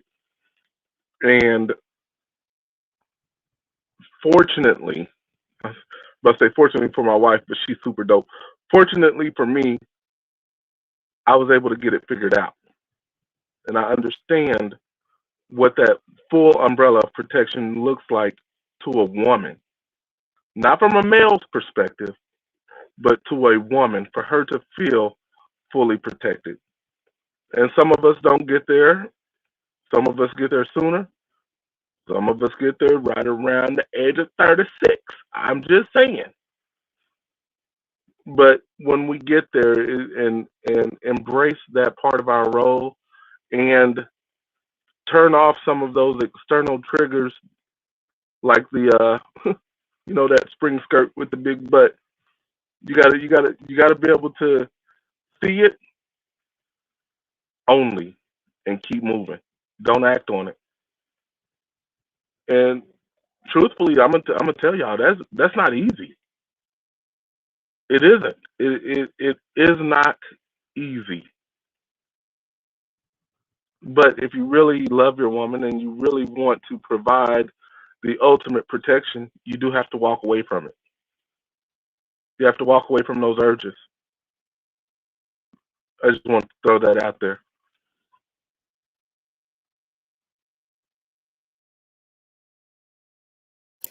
So kind of like what we were talking about yesterday, right? When we were talking about emotional intelligence, right? I think so. Even when you read these comments or being in these spaces, you can literally hear, right, or see the comebacks in terms of when things are said. There are a lot of emotionally immature, or should I say socially immature. I'll say men and women, but I'm gonna say mostly men, because most of the comments I usually see that be like whoa, usually come from the men, I'm not going to say women don't do it sometimes, but a lot of times when I'm seeing it is when they're responding to something crazy that one of the guys said. That, and then they'll call Marcus a simp, or they'll call what's his name? He got his own pod. I can't remember what's his name. Trill. I've heard that. Like he tries to cater to women. Like an emotionally matured man sounds very different than an immature man, you know, that hasn't developed the ability to basically have empathy, to have social competence, like those things, because you're able to articulate your point and stand on your point, but still also understand the other person's side. You're able to see the nuance. You're able to say, you know what, I can understand why you would say that, because you are able to gain perspectives. You're not just stuck in how you feel and how you think, and that's it, right? And I think a lot of times when we're dealing with men don't like dealing with feelings. They don't. Feelings, emotion, all of that is, I don't know, girly to them or whatever. They associate it with being weak or whatever it is. And when you're in relationship, not just relationship with a woman, but relationships that you build at work, relationships that you will build at church, any type of friendships, all of those relationships, you have to have some level of social competence, some empathy, the ability to see other people's perspectives, all of those things in order for any relationship to work. If you only think that the relationship is supposed to benefit you, then you're not in relationship at all. And a lot of times when we're hearing men talk about relationship, especially with the women, they will tell you that your role, your purpose for as a woman is to serve me. That's not going to make a good relationship, because a relationship is interdependent. And when you're just using somebody to fulfill only the things that you want, that relationship is not going to be fulfilling for the other person. I'm just calling it like I see it in this space. Now, if you don't do it, it doesn't apply to you. But if you go ahead and try to use the Bible and say, well, the Bible say that that's what your woman purpose is, you know, then you need to go ahead and start reading more examples of how God led, you know, how Jesus led. He led through service, acts of kindness, empathy, all of those things that the way y'all talk about being in relationship in your home does not emulate, it does not reflect that kind of behavior. There's only one Jesus, so please don't stack us up against him. We will fail. It's funny you were going through that. I'm gonna tell you what I pictured when you were doing your mimic of the guys in the space. Y'all, everybody seen Coming to America? When it says bark like a dog, and she goes "Urf, urf, urf," a big dog, "Urf, urf," hop on one leg. It was funny when you were saying that. That's kind of what I was picturing, and I don't think that is what they're saying at all. I'd like to think that that's not what they're saying at all. But I just wanted to say that because it was funny, because that's what I pictured was the lady in the dress hopping on one leg, barking like a big dog.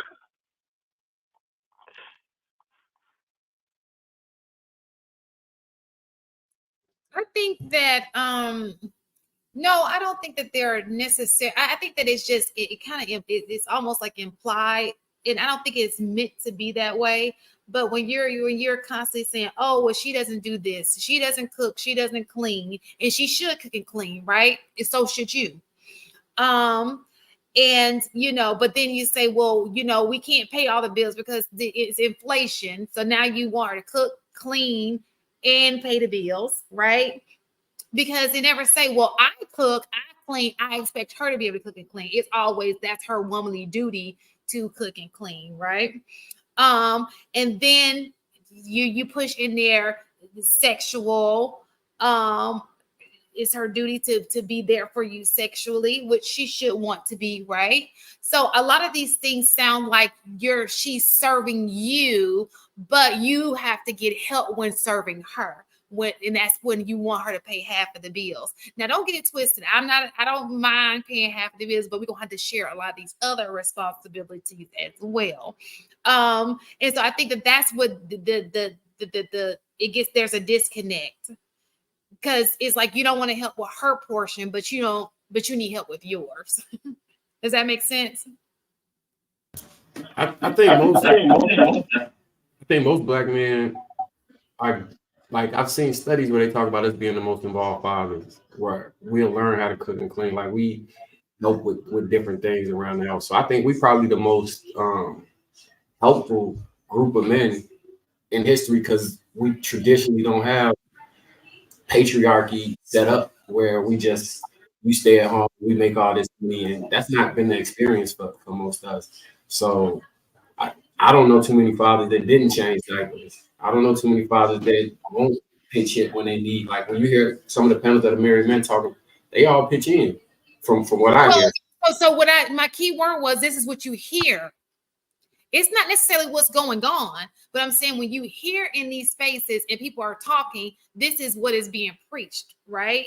So I know that if I get a man and there's something going on, I've never met a man who don't know how to cook. I've never met a man who don't clean up after himself. You know what I'm saying? But in these spaces, it seems to be, it gets lost, like, because we don't know how other people live. I can only go by the men that I know. So when you talk, I'm only assuming that that's how you live your life, and that's really what you want out of a woman. And most of the time, it's not like, oh, we're gonna share. I've not heard a man on here brag about sharing responsibilities with a woman. If they do it with their mouth closed. They don't really. It's not like they're saying, oh, I need a woman who I can share taking care of these kids with. I need a woman who I can share, house duties with. They don't say that ever. I literally was saying that about me. But do you think that you're the majority? Be honest. Go ahead and hit the mic and tell me if people talk like you. Auntie, hit the mic. Go ahead, Pat. Hit that mic. He said no comment. That's what I'm saying. So it gives off, we're not saying that so I do think that Black men are very involved with their children, right? I do think that all of these things are correct. What I'm saying is what has been put out, what we are hearing in this space. That's all I'm saying. See, look right here. Abraham Lacey, I'm going to just read it out. It says, women ask for help on house duties, but protection, we have 100% ownership, right? So again, and I know, just like how y'all say women can't handle the truth, it's true, men can't handle it either. So again, I think in that regard, when I said earlier about talking about protection, he's talking about 100% ownership of protection. He's talking about physical protection. He's not talking about the other aspects of protection that I was saying that women need. So you feel in one aspect of it and feel like you're doing your job because you guys focus on the physical part of what it is as a man in your role. And then let's keep it real, just statistically. Like your protection is just like insurance.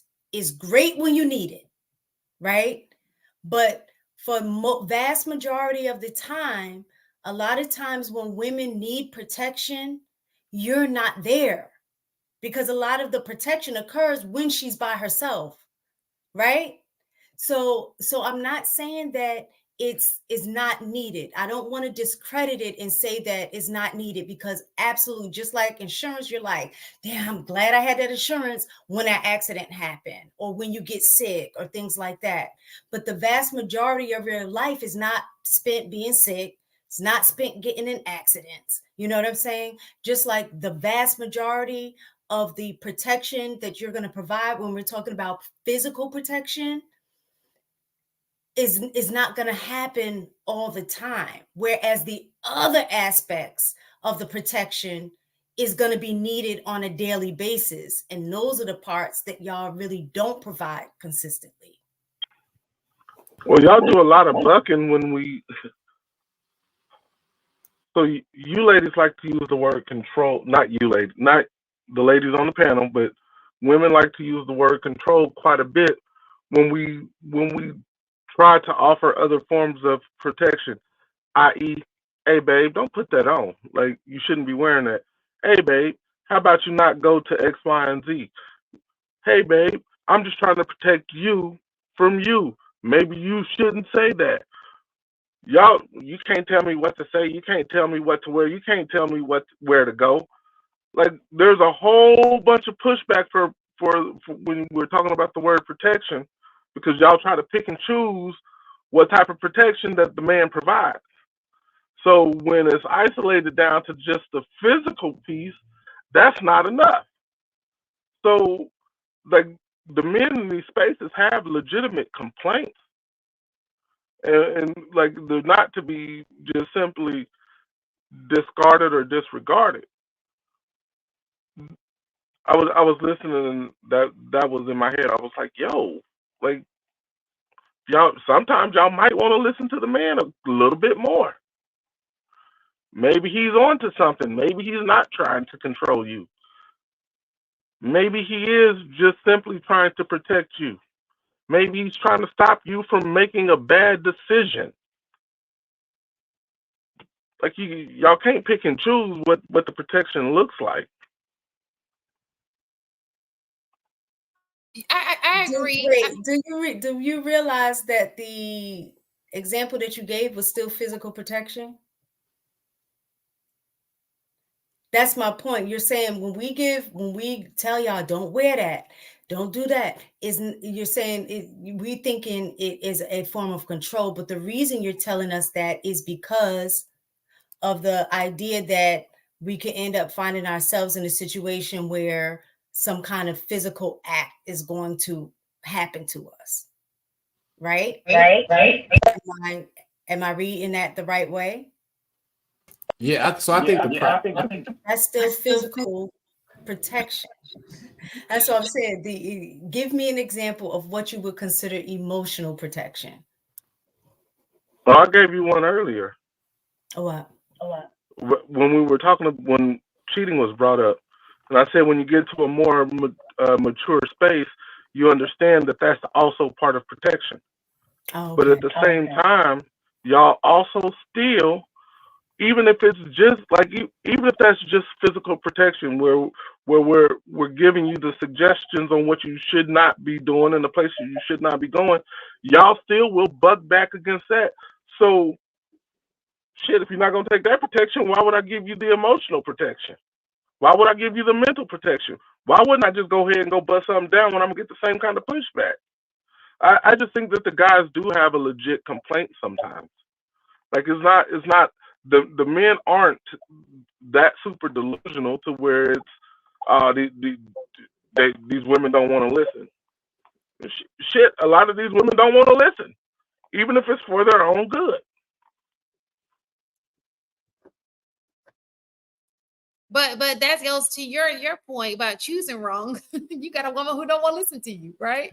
So that's a fact. So even with it, and sometimes it's about protecting my sanity.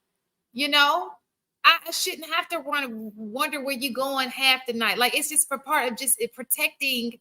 It is so much more than just, you know, okay, if somebody breaks into the house, which happens, you know, thank God I've not experienced it as a single woman for this long in my life.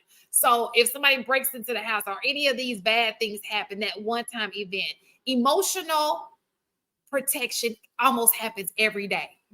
It's a daily thing. It's not a once in a blue moon thing. It's a daily thing. Protecting my sanity, make me being emotionally, feeling emotionally safe around you. That happens every single day. That's a daily thing. That's how important it is. All those things are of great importance to women. You know, and I think that men kind of miss that that point, you know? So that's just my take on it. Yeah, Curtis asked, what is emotional protection? Curtis, emotional protection is you making sure that there's a space available for your woman, your wife, to be able to decompress comfortably. Emotional protection is her knowing you're going out, and she doesn't have to worry if you're going to do anything silly while you're out. All of that's part of that emotional protection for a woman. That's what it looks like. But you have to create that space as a man for her to feel safe emotionally. I just wanted to answer his question. And if Marcus wants to chime in, feel free, bro. You've been kind of quiet.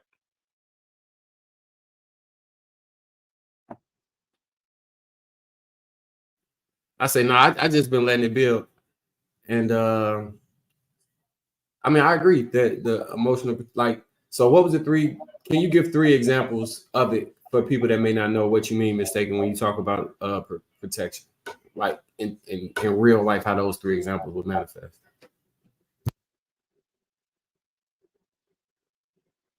So like AP did say one, like is the consistency. I would definitely say is the consistency of following through on doing the things that you want or say you're gonna do, because that can cause mental, like emotional distress when I'm depending on you for certain things and then you never follow through with them, right?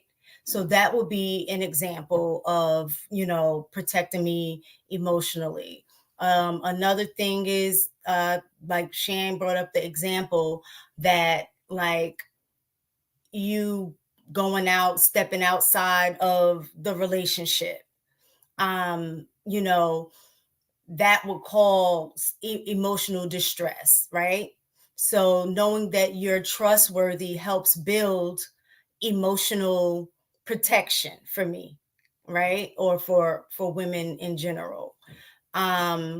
Also kind of like what we were talking about in terms of the consideration of the things that a woman may have on her plate if she's working a 9 to 5, like, just like you, and got the kids and got the X, Y, and like all of these other, gotta cook dinner, gotta take care of the kids, gotta make sure they have baths, gotta help with homework, and you just stepping in to say, babe, you go rest. I know you had a long day today. You know what I'm saying? Like that helps with our emotional, that gives us emotional protection as well. Even though that part is a physical, physical act, it reverberates as a emotional protection because you are considering the stress that I'm gonna have, which is not gonna let me be at the capacity that I can be to be a better mom or a better wife because I'm stressed out. So that's also a way to provide some of that emotional protection. Or even if we are talking and we're in an argument and my triggers, to intentionally, because men do this sometimes, to intentionally do stuff that they know is going to trigger you, right? That's not emotional protection. That's just the opposite, right? So things of that nature, those are examples of emotional protection. And let me just say this. We don't do that, Miss Taken. We don't do that because we know if we hit low, y'all hit lower. Stop it. Let me say this. You cannot be a man. Listen, and even Marcus, we had this conversation before. If a woman could go low, a woman will not win when it comes to competing with a man to do the worst stuff. They won't win. And we had that conversation before because I think I had gave an example about how like my husband had left like something on account and I've just left it there to see how long it would take for him to clean up. I was like, I ain't gonna do it. He would not do it. And I realized I can't even play those games. I will lose every time because it would get to a point that I just can't take it. And Marcus started laughing because he was like, "Yeah, you'll never win." Shit, y'all hit low. That's why your left ball is lower than the right one. Sorry, Nick. Let me say this too. I think that then you'll say, "But your girlfriend liked it because you already snatched the girlfriend." You and your stinking ass weave. Keep playing.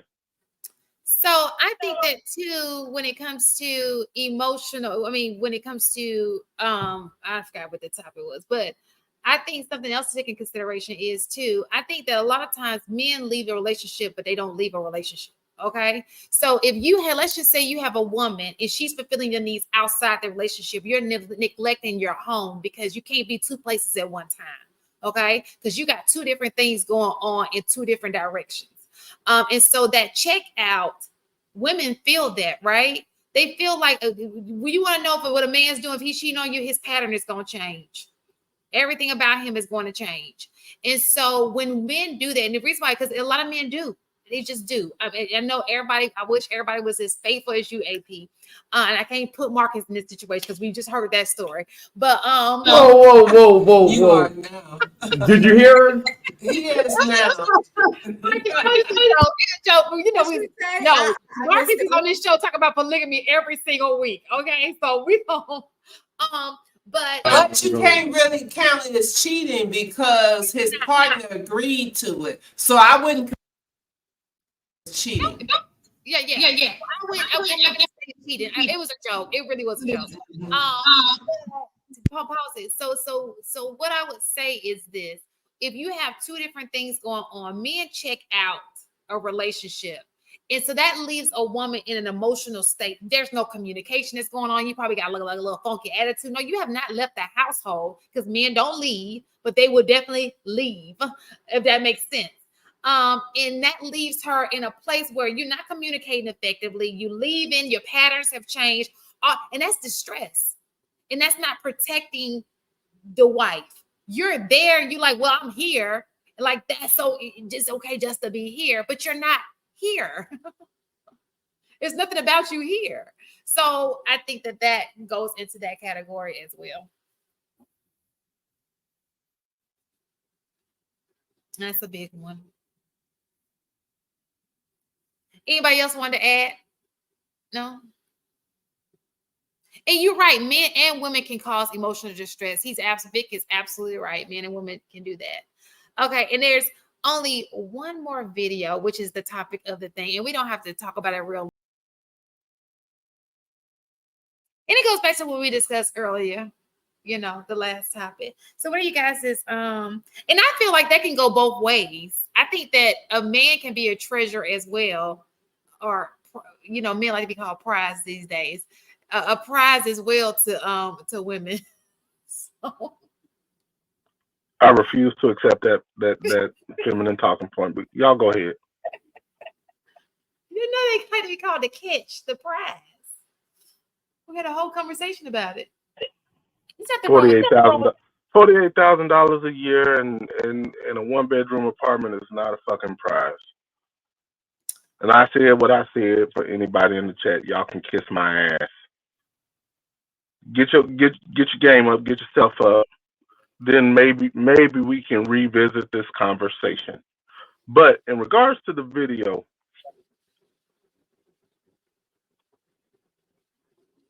I say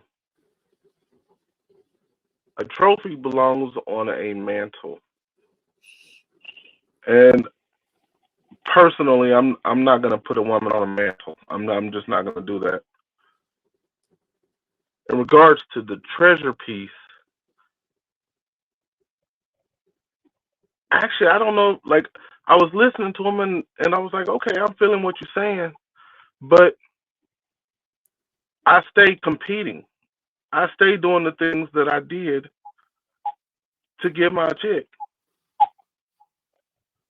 So that there's never ever a reason to even be stolen, if we're going to use this treasure metaphor, to find yourself looking for something else, because I'm constantly giving you and pouring into you what I started in the very beginning, and that's where I'll leave at.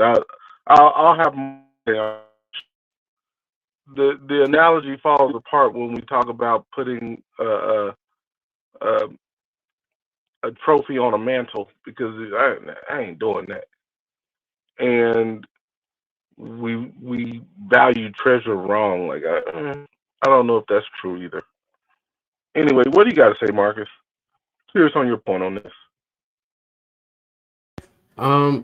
So when I hear him say the treasure thing, I kind of relate back to men like wife and hoes, right? Trying to change somebody that you. When I think of the treasure or the trophy, when I'm thinking of the trophy, I'm specifically thinking of like a group of girls that's in and out of bottle service, different groups of guys, because he said they keep getting replaced. So you kind of know the pattern of somebody like that. I think it's easily identifiable. I'm not quite sure if other men can identify it or if they're intentionally ignoring the signs. It's still up for debate. I think that's like depending on who I'm speaking to. Because when we were talking about it yesterday, it was clear to me and Daryl, like this woman was not right, an ideal woman, just by some of the stuff she was saying. But everybody else on the panel felt as though it wasn't enough information given. So I'm not sure if that's really what's going on or not. But if I take it at face value, then yeah, I think we need to get a better strategy and thought process universally as to how to value relationships with different types of women. Because one of the things that men say is that women are just good for, like I've heard men say the majority of what they want from women is sex. If that's the majority of what you want, I can see how you will end up in a situation where you don't actually have women that would be a treasure because she doesn't provide anything outside of sex. So yeah, honestly, the answer to this is getting yourself to a position where you want more than just sex from women.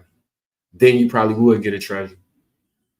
If you just want sex, it's going to be a trophy because it's only one thing that you're really good for. So you just get the most attractive woman in your mind, and you constantly cycling saying these women ain't ish, but basically it's a specific type of woman that you're dating. I thought they were arguing with you and Daryl just to argue yesterday. I was like, come on, y'all know the behaviors. Stop. And they pretended like they didn't. I'm still trying to picture a female as a treasure.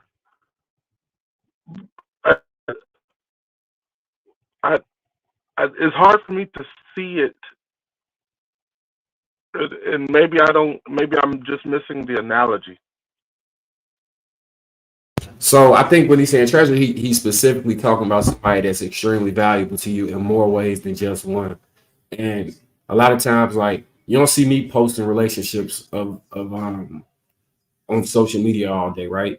It's kind of you want to protect some things and keep them away from the public where it could be tainted. But with the trophy, it's kind of like you're flaunting something that's meant to be seen because you don't plan on having it forever. So while you got it, you just enjoying it versus something you plan on holding it and securing. So I think he used the example of the trophies getting secured and kept, not mean the treasure getting secured and kept and hidden away.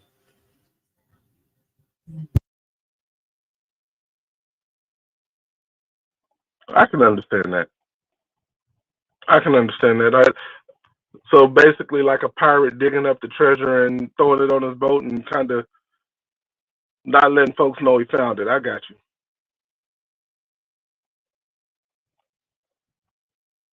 It's going, yeah, if you don't mute, it's going to echo. That's why I'm waiting until you mute it. I realized, my bad. So yeah, I think that's like you said, like a pirate, because they plan on keeping that. That's the prize. That's the best possession that they acquired through their works or whatever. I'm curious to what y'all think, Shan and Mistake. Do you think men are able to identify the difference between women that are just trophies and women that are treasure? I was going to say, I think it all depends on the age and stage they're at in life. I think just like how y'all said we get sense when we hit our 30s, I think is kind of the same thing. I think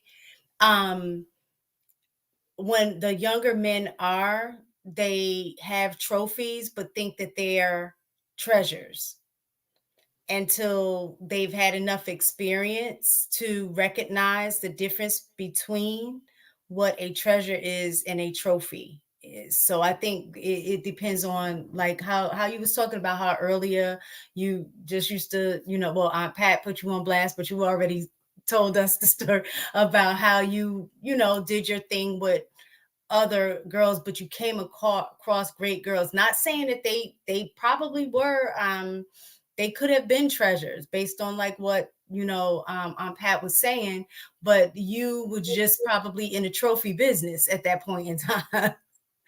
And so but I think when you truly found your treasure, that you didn't treat your treasure like a trophy. You made sure you held on to it and you're protecting that. So I think it depends on your age and stage. I agree, depending on the age and stage. I know you agree with the analogy, but I think because I was doing both. So I was trying to win the championship and get all the gold. So I think it's a little different. But I get what you're saying. But it didn't work out for you because you can never do both. Because eventually something has to come to a head. Yeah, and when it did, I just changed it and gathered what's the treasure. But I had a long run though. I can't even hold you. My run was nice.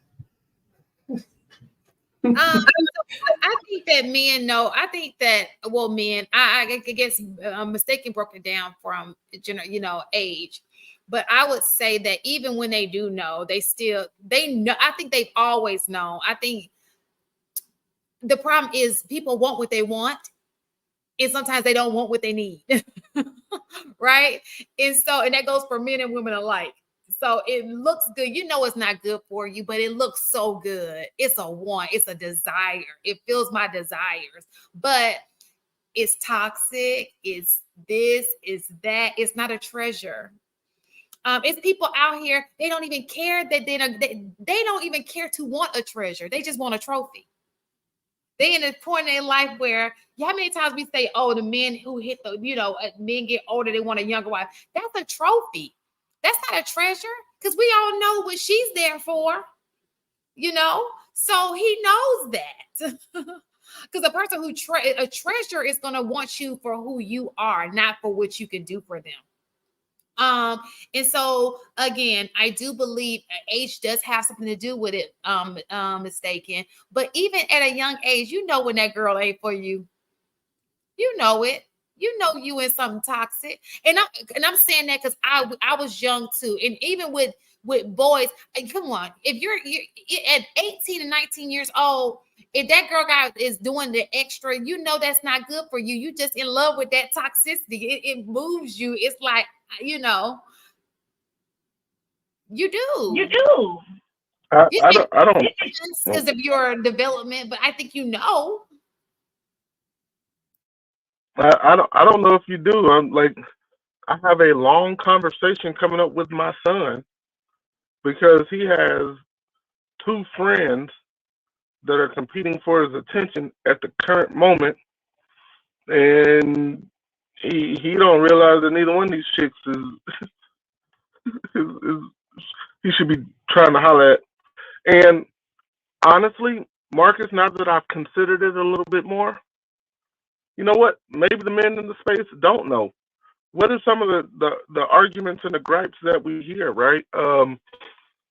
Trying to get women to move and act right. They don't want to move and act right. They want these trophies to be treasured, and they don't want to be. Maybe they don't have the discernment to be able to just look past them and see them as for what they are. So maybe they weren't arguing with you yesterday on purpose. I agree, because if y'all try to talk another OnlyFans chick off the ledge, Let her be. She is showing you. I tell y'all this every single time because I want you to get in your head because I'm so tired of seeing the reels. She signed up to be the that's what she signed up to be. It was in her to do that. So let her be. Stop trying to change her mind. It is what it is. And then you get mad when you marry her, like, oh, dude, the basketball player, and she goes back to being who she showed you she was in the beginning. It never left. It was just dormant for a minute. Then she got mad at you. You wasn't pulling, doing whatever you was doing with her. And guess what she did? Legs wide open again. I have a question, though. My question is, because I do agree with what you're saying, but I also believe too, again, the age and state, to me, age and stage in your life matters, because I think the older you get, hopefully you've gained enough experience in just in various areas, enough life experience to adapt and make changes, right? So my question is, how do you determine, or what things do you look for to determine whether or not a trophy is actually a treasure? Because sometimes, like, I look at, like, I'll tell you all the time, I met my husband when I was 18. I would say at that stage of my life, I was a trophy, but he saw a treasure. I didn't know, you know what I'm saying? So I think that there are times where the trophy can become a treasure, but my thing is, as a guy, how do you determine that? You know what I'm saying? Remember, you told us in the shit. I think it was either last week or the week before. You acquiesced to what he said. You made some adjustments to fit him, and that is a sure sign of at least potential treasure potential. Mm. And the fact that you kept making these adjustments, and of course, I'm sure he made some adjustments as well, but you kept changing and growing to be the woman that he wanted you to be. And as soon as that transformation happened, oh yeah, that's it. That's my treasure. And I think too, Now, if he would have never acquiesced to what he was asking, what does my boy Hink say? He'd have left your ass at the restaurant. and I think too, and I think that there's an in between there, right? Because just because she's not your treasure doesn't mean she's not a treasure to somebody, right? So it also depends on what that man is looking for. AP's wife may not fit well in Marcus's life, and Marcus's wife may not fit well in AP's life. I think that it's not a one size fits all. It's what that person deems is appropriate for him. What I may deem as a treasure may be totally different from what you feel is a treasure, mistaken. You know, so I just think it's just in the eye of the beholder. Now, there are people we know are not treasures. But hell, to one of these men who them women get stalked. He may think she a treasure because she fulfilling something that he really want, he need. You know, we don't know. So even trophies can be treasures to somebody. You know. So, well, off camera, that's what we were just. Off camera, that's what we were just talking about. Because I was saying I struggle with, since we use these definitions or whatever, or using, these phrases, that I felt like all the women that I got was trophy women, and then I just picked treasures from that trophy. Like that's a fair statement, right? And I knew the difference though, which is why I always run back to it. Men interacting with women is a skill set that they have to learn. So it's kind of hard for me to push a man just falling in love at 18 and moving forward without experiencing life to be able to even navigate and tell the difference between the women. I don't think women require that same experience as long as they run into a goal,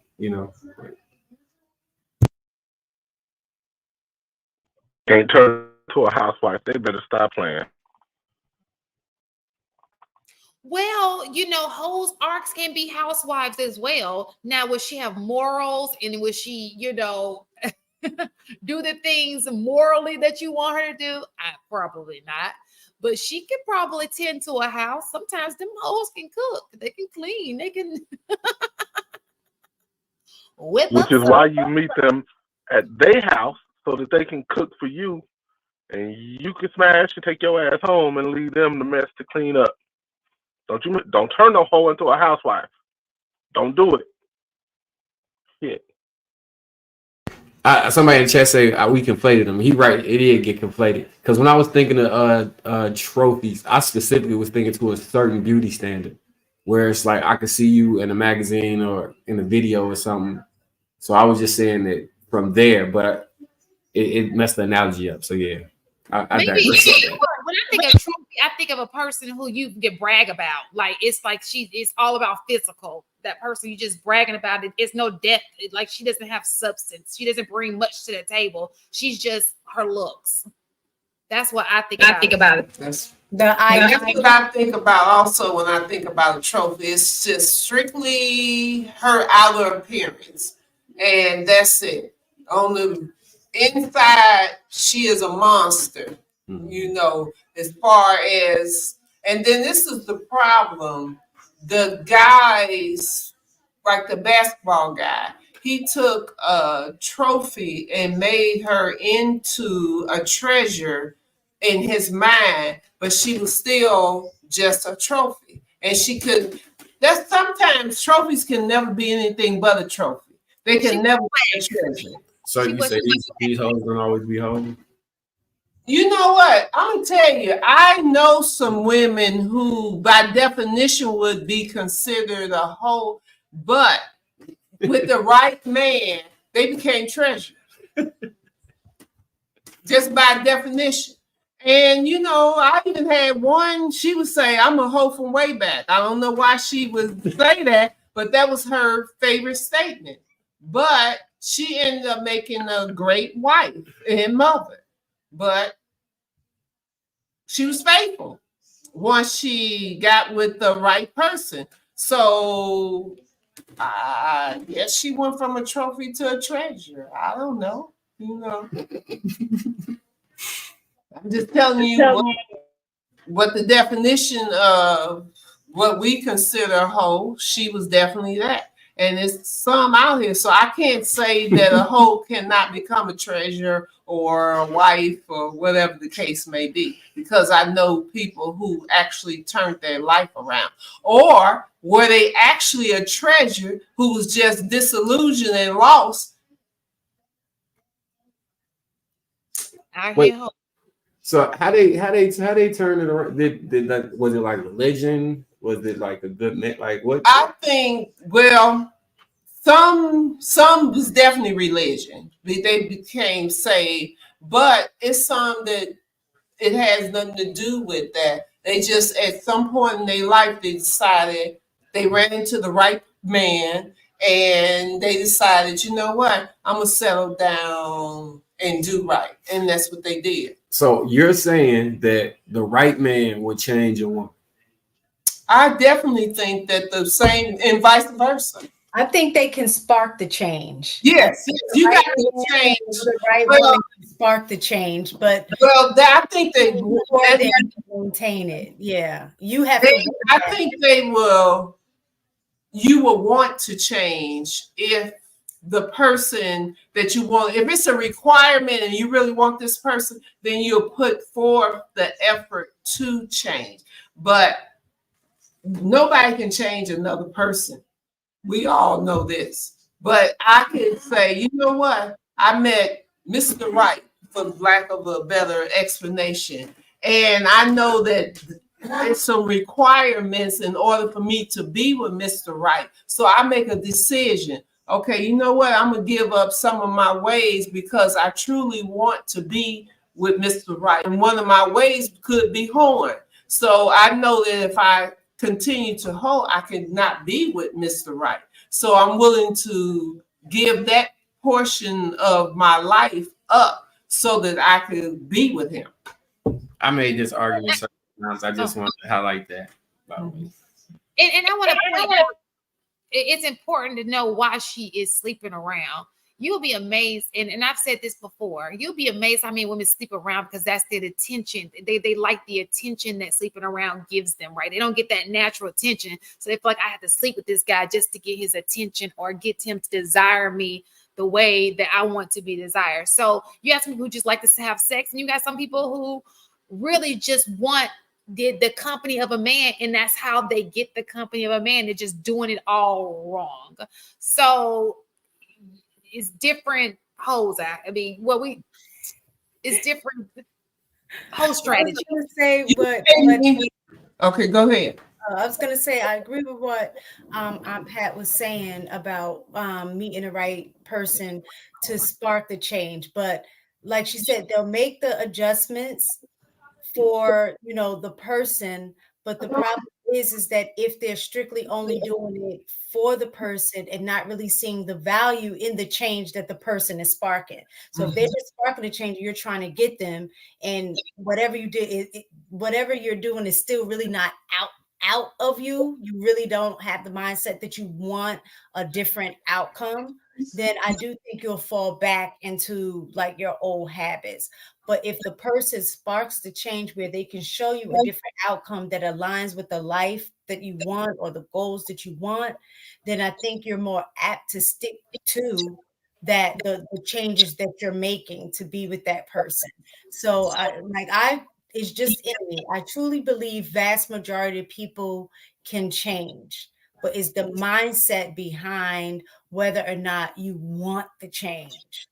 So like when you say there's just some people you just can't change. Yes, those are the people that are of the mindset that they will never change because they don't see any value. What they're doing right now, they're getting what they see as value. So there's no reason for them to change. But I think other people that if they're put in a situation where they see the value in the change, they will look for ways to make those changes because they want that outcome. Right.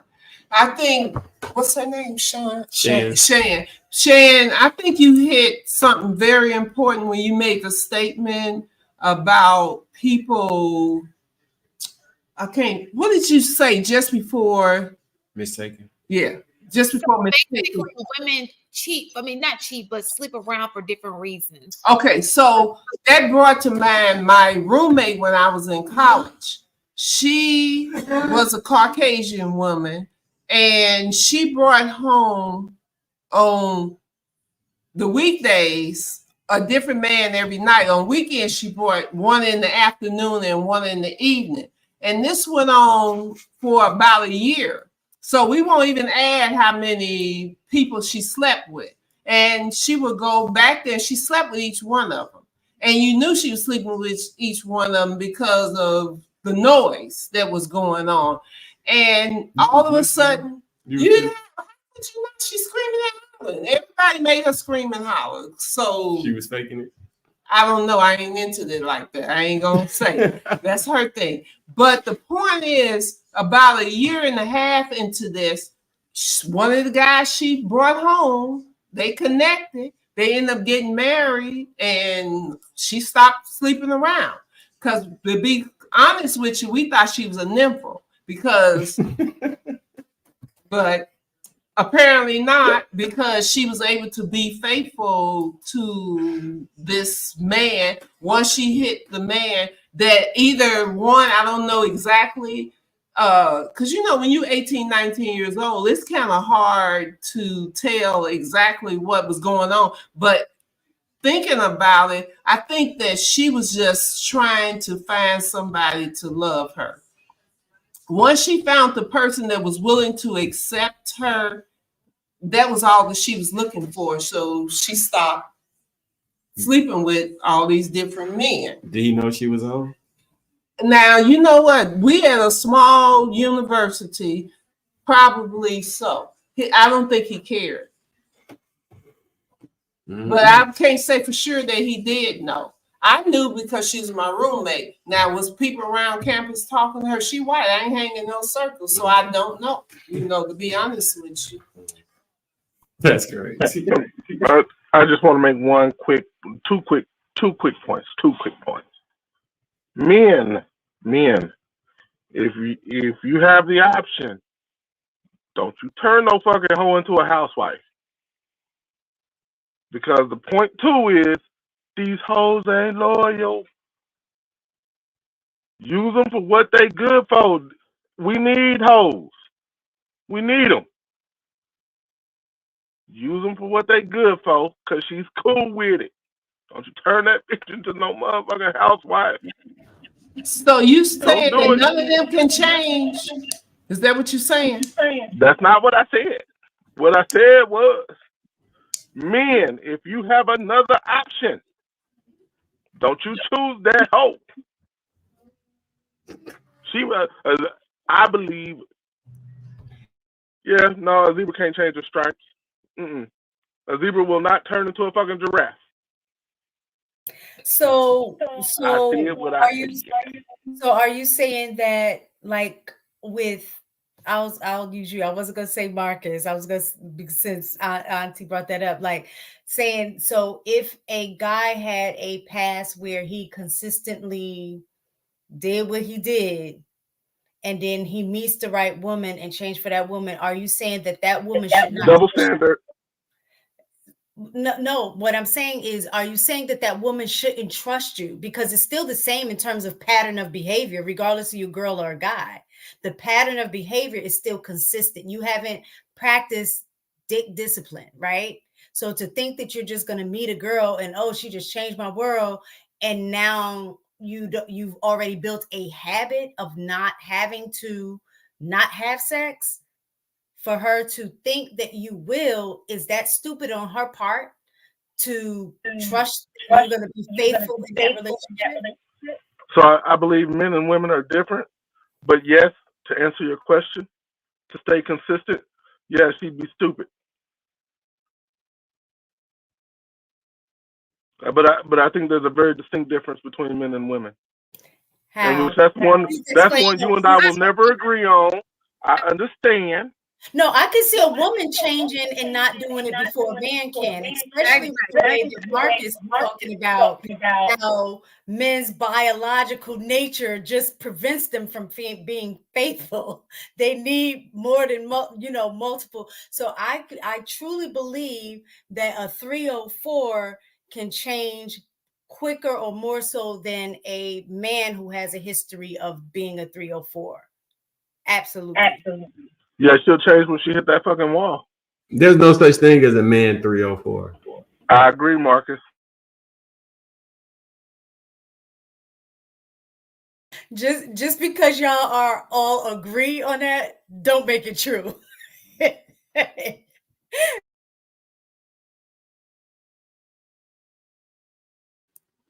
What they agree on, Tara? Mistaken. Saying that there's no such thing as a male 304. What? They called them gigolos back in the day. Y'all just had a different name, different number. Rolling Stone. Still wasn't called a male 304. That's my point. Ain't no such thing as a male 304. I agree with mistaken though. I think the woman has a more a chance of changing, unless it runs in her families. I think that should be running in families too. I think that she has a more she's more prone to changing than he is, because sex is just looked at totally different for men than it is for women. So I do think that for sure. Now that won't change her body count and how many times they've been, but it will. I do think she has an ability to change if she wanted to, for sure. So men, don't you change these hoes. I don't want to have to say this again. Men, don't you change these hoes. We need them out here for the next generation, and some of us might want to participate in her activities too. And if you try to take her off the market, you fucking up the whole market. Leave her alone. Go find you a good woman. Wait, so have you ever thought that maybe the woman is out because some people have been sexually abused, and the reason, and they acting out sexually because that's what was done to them. And so once they get therapy and get help, then they stop doing these types of things. So you're gonna hold against the person where they were sexually assaulted when they was 6, 7, 8, 9, 10 years old. You gotta say SA. Don't say the word. Okay. Yeah. Use Okay. SA. SA. Yeah. SA. That when they were minors, and now they're acting out by, going out doing things that were 304 that requires them, but all they need is some help. So you're trying to tell me that this woman has gotten help and she's no longer living this lifestyle, that she shouldn't be given a chance due to no fault of her own? So, all right. I will say that. Let me say. I will say that depending on the mentality of the woman, right? Like I said, there are different reasons why people cheat, but her mentality. That some people just view sex like it's not. They have no value to sex. Those women absolutely probably will continue to be 304s. They might because we've seen it when they do the little interviews on the streets. Do women cheat? Yeah, we cheat. That's the mentality, right? They don't see any value in, but there are women who are actually hoeing, but may see value. It's just they're not getting the results that they need. They're not seeing that this is not how you're supposed to move to get the results, that you need to try a different way. And maybe she's not attractive, and that's probably the only way she can get him, or whatever. She can, the man she desires, she can only sleep with him to get him. You understand what I'm saying? So I think it does depend on how that woman views sex, the importance of it. Because it's possible that when the going gets tough and she's no longer interested in him, she may go back to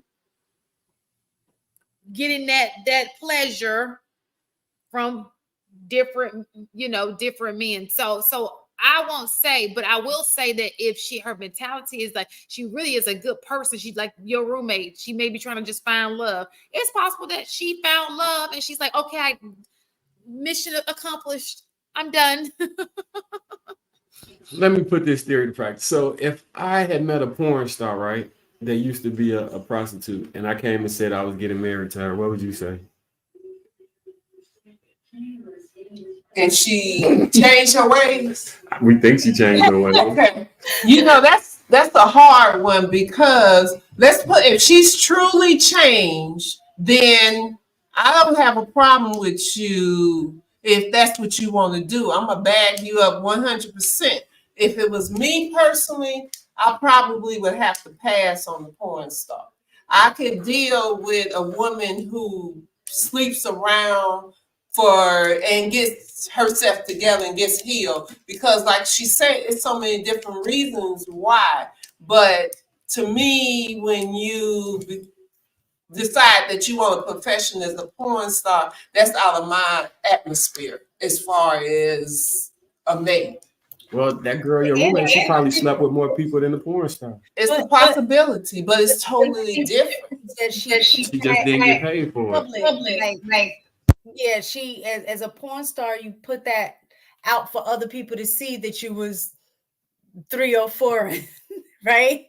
Versus the other one who is not being videotaped for the world to see, is easier to kind of keep that, between y'all, versus everybody like, oh, isn't that from such and such video? Like, I think that's a little different. It's the same like men marry strippers. It's actually men who marry strippers. If you think about it, all the people that came to the strip club, including your boys, done saw her, but they see beyond that person that took off their clothes. They did it to, let's say, pay for college. Now, here it is. They are Harvard graduate, gone to law school and paid for all this with stripping, but they haven't slept with anybody.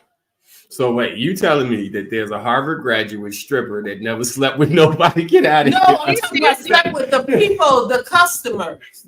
I'm talking about, there are people who legitimately strip but did not sleep with their customers that came up in there. They were strictly about their dollars, and that's all that it was. Now, of course, that's the minority, because the a lot of them do sleep, but I'm saying that there are actually people strictly one set mind. I need to get my education, and so I'm at the gentleman's club, and this is what I do for a living. But that's not who I am. Yeah, I'm not letting my son marry porn star. Me neither.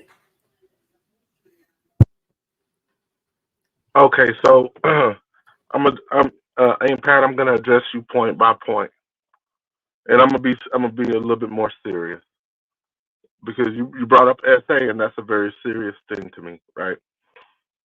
I will say it takes a very special man to deal with any woman, whether she was for them streets or not, because of it, any SA survivor. So, bro, this is just to all the men that are listening.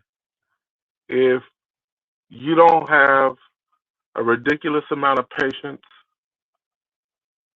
a ridiculous amount of understanding, and high temperance level, don't break her any further. Just leave her alone.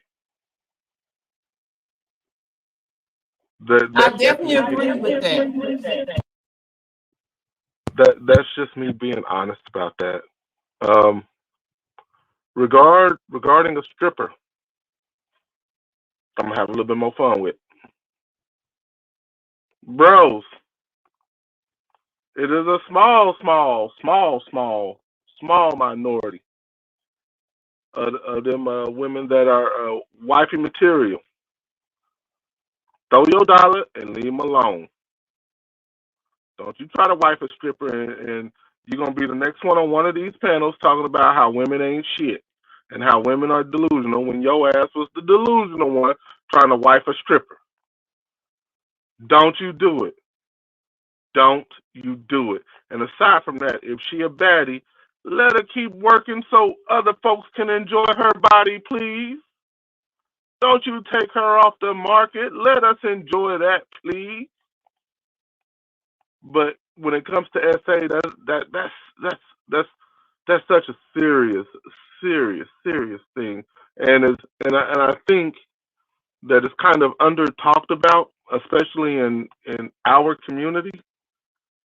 But the unfortunate thing about it is that the reason it's under talked about is because it's hard to talk about. It's hard to listen to. So you've just got to be a different kind of person, period, to deal with anybody who hasn't formally dealt with their SA. And even after that, you still have to be gentle with them. So please get to know your mate, the person you're looking at spouting up, and really try to be more understanding, especially in those types of situations. And I'll end the plane there. Remember, I brought what we had not too long ago. It was when it was the Kevin Samuels thing that they played, and I got so much pushback when I brought that up based on what he was saying about, like, I think it was a part where I was saying I agreed totally what he was saying, but I could see where some women would get upset about him saying about dismissing the part of when he was like, why do all women try to act like On the Color Purple? I gotta fight all the time, or whatever he was saying. And he was like, and that's not vast majority of women's experience. And I got pushback on that, which tied into the DV and the SA about how often it does happen to women and is not necessarily talked about because the idea behind it is supposed to be in secret. Nobody's supposed to know. And then I had asked y'all, have each one of y'all know somebody that have experienced that? And every single one of us said we did. And that's why I was saying it's not a matter of trying to say that all men are guilty of that or most men are guilty of that.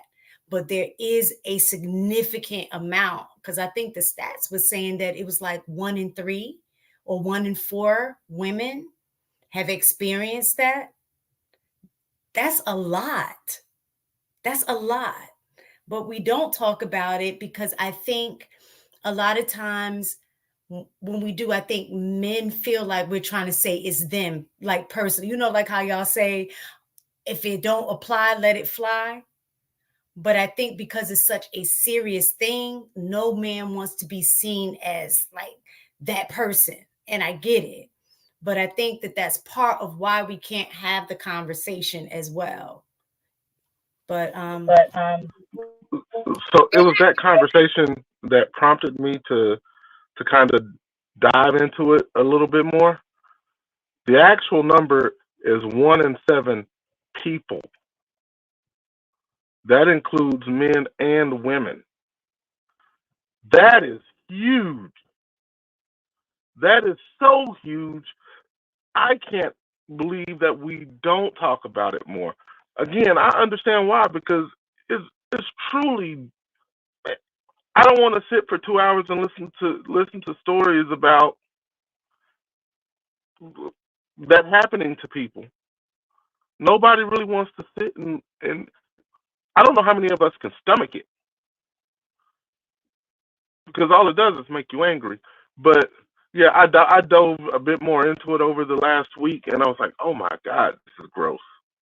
And the thing is, I think the number for guys, I think the stats that I saw was like maybe 1 in 5 for boys, or 1 in 6. It wasn't too far off, but I think the numbers for boys are probably even higher. And the reason I say that is because socially, some of it is accepted, in terms of if you a young boy and it's the older babysitter that's like, 15 and you're 10 or 11, is like, oh my, like y'all brag about it in a sense of it being a sexual experience, like, oh, I was getting it in at 10, as opposed to it truly being a situation where you were taken advantage of.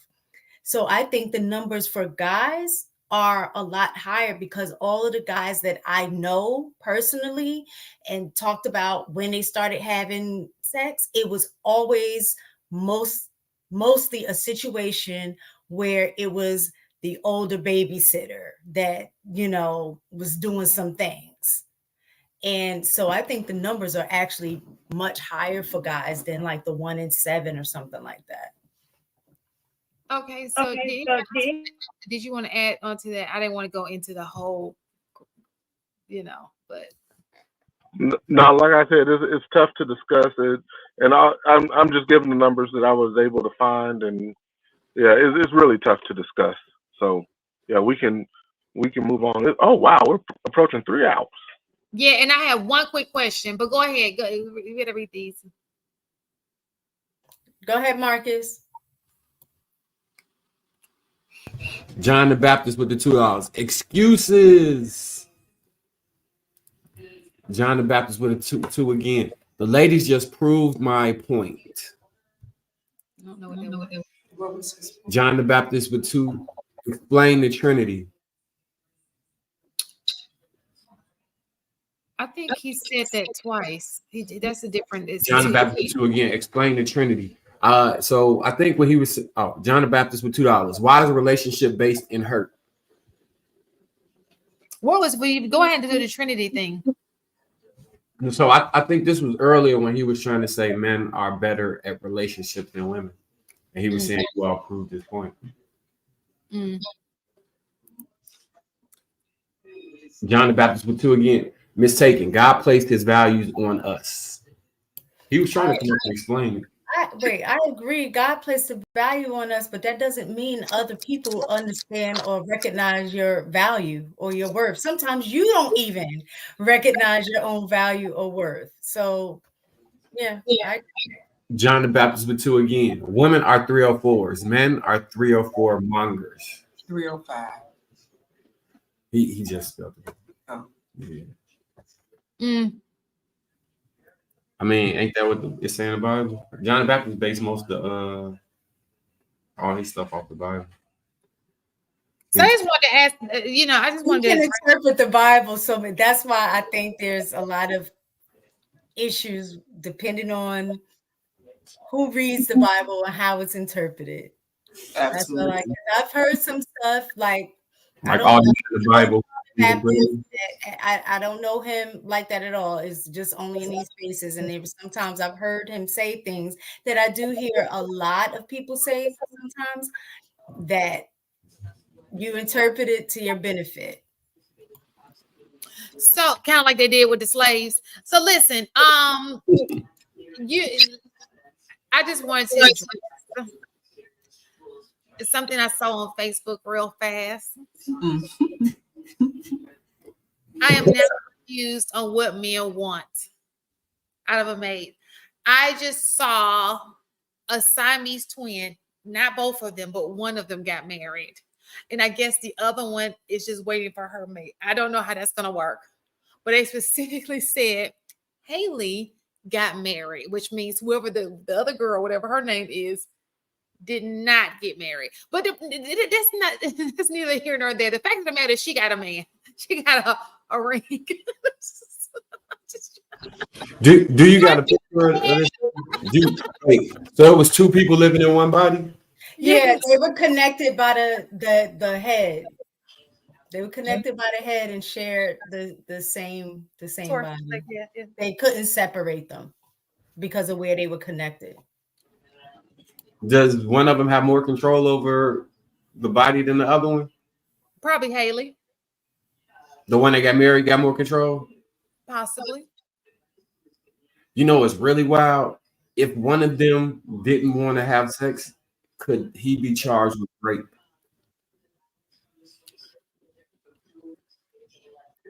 Oh, because she could be like, I just want to be very clear. Haley, you're married to Haley, not. Right. Stick with Haley's vagina. Okay, I just want to add clarity here. Separate vagina. You know, maybe she can have hers is. And you know, I got mixed up. I didn't know which.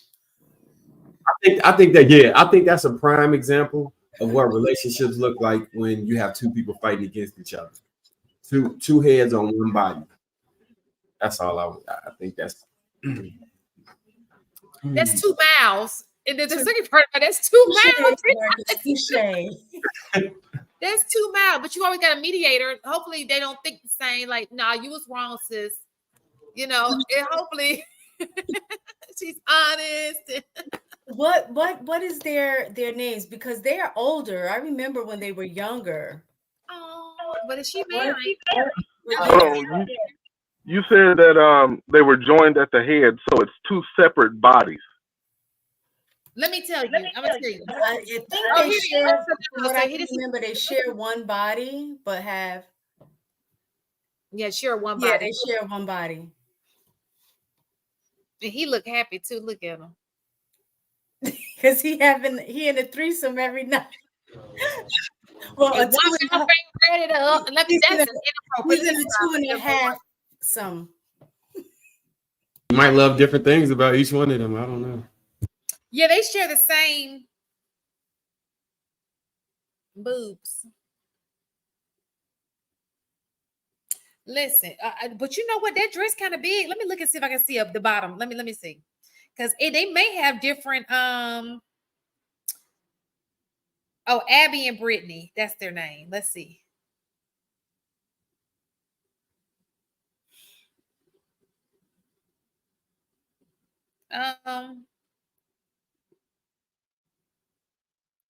No, they shared. They only got one below. They literally have 2 heads and one everything. The only thing they have separate is the heads.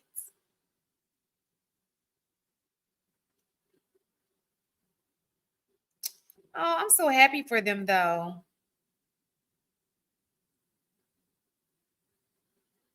What do you think when you see that? Wait, Shan, say what you said. Say what you said when you said. She sent me the thing like, look at this way. I'll tell you what she said. Shut up, mistaken. You know you can't keep nothing a secret, boo. No, it was funny. It wasn't anything bad. She said, I'm not married because I'm black. If they could get married, this time I ain't married because I'm black. Them white men be I'm married. sure. I'm sure there's shit that. I think it might be some credence to this. She might be. No, she ain't that married because there's no man good enough for her. You say what? It's no man that you deemed good enough that you wanted to marry. Those are lies. Oh my God, such harsh language. Those are lies. No, Shan, I'm sure there are things that they will be able to accept that you wouldn't be able to. Like, this dude, like, I can see him saying some shit like, what are you going to do, divorce me? Like, it's one of those situations where you can actually say and mean without gaslighting or trying to be manipulative and say, come on, sis, who else gonna marry you? Like, I would hope that that's not the like one of them. No, look, one of them is really. I just looked at the picture. One of them is really, really, really ugly, and the other one is really just okay at best. Well, he looks. You're one man. You got to deal with two different personalities all the time. Not some of the time, but all the time.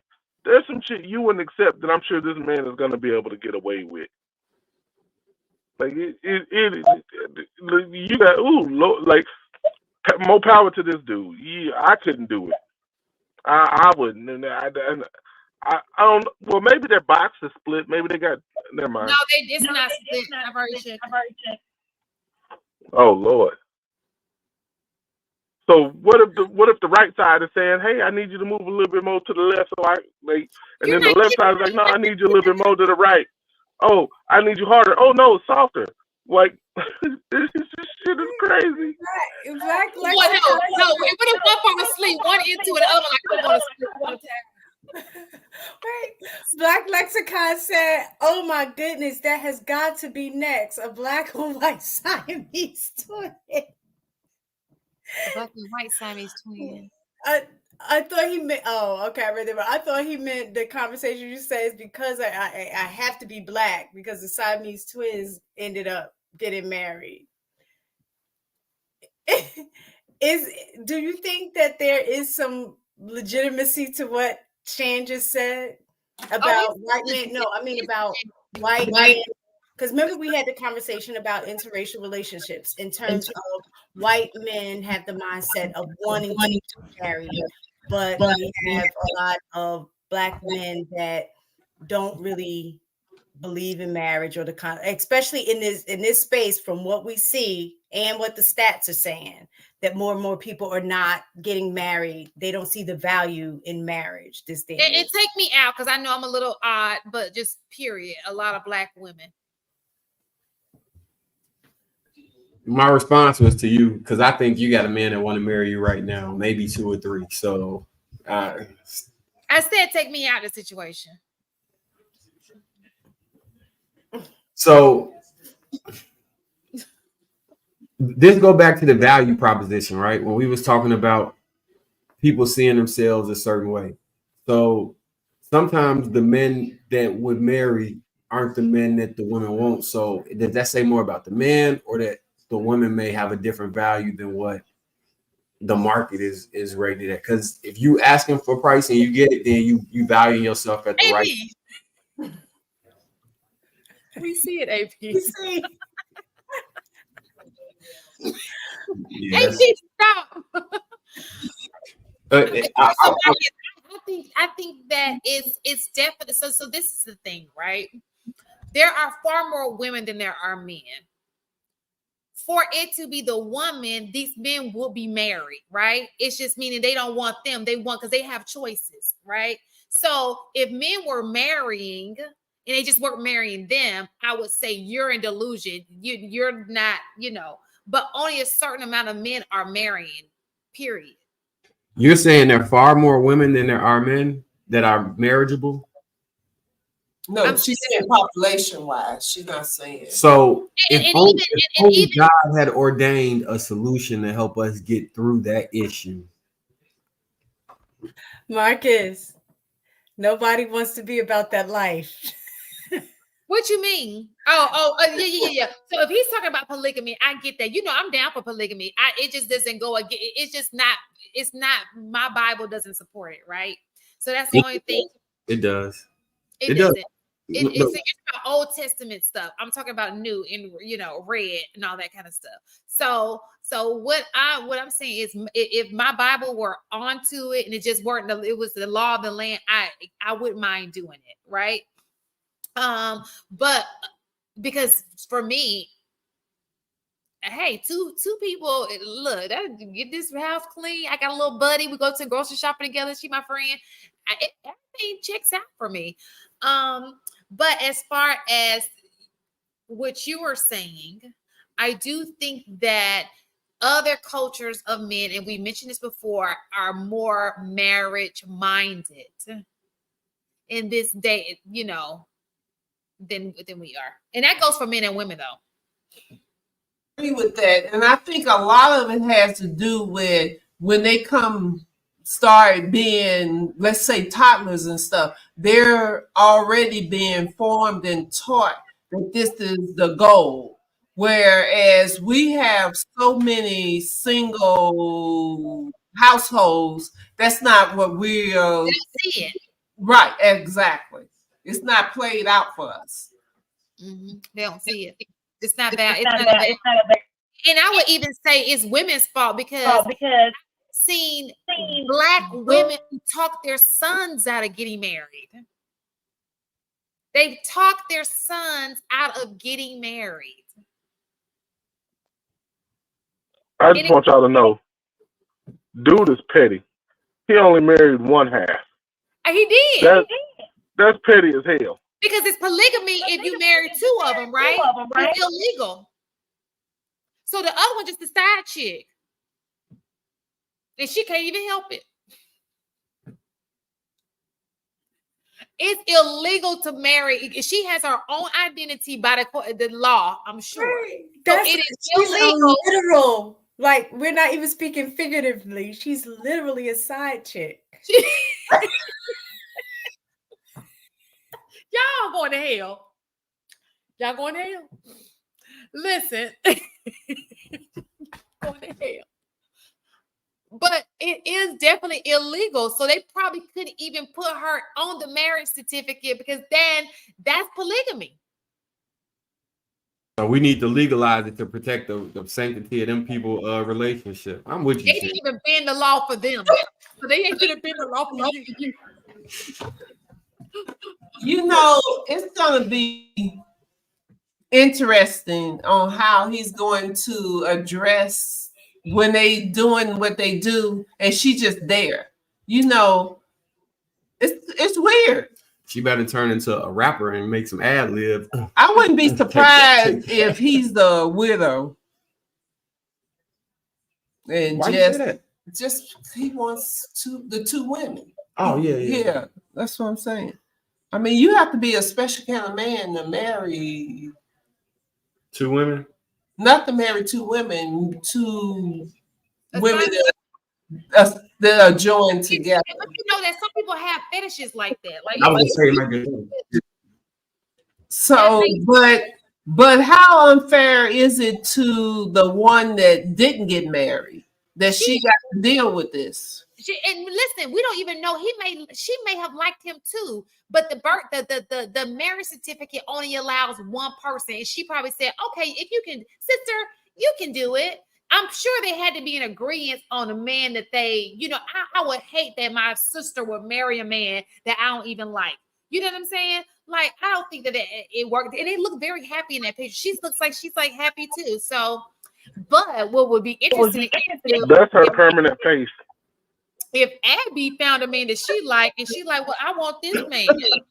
Does that mean you have to have sex twice? So true.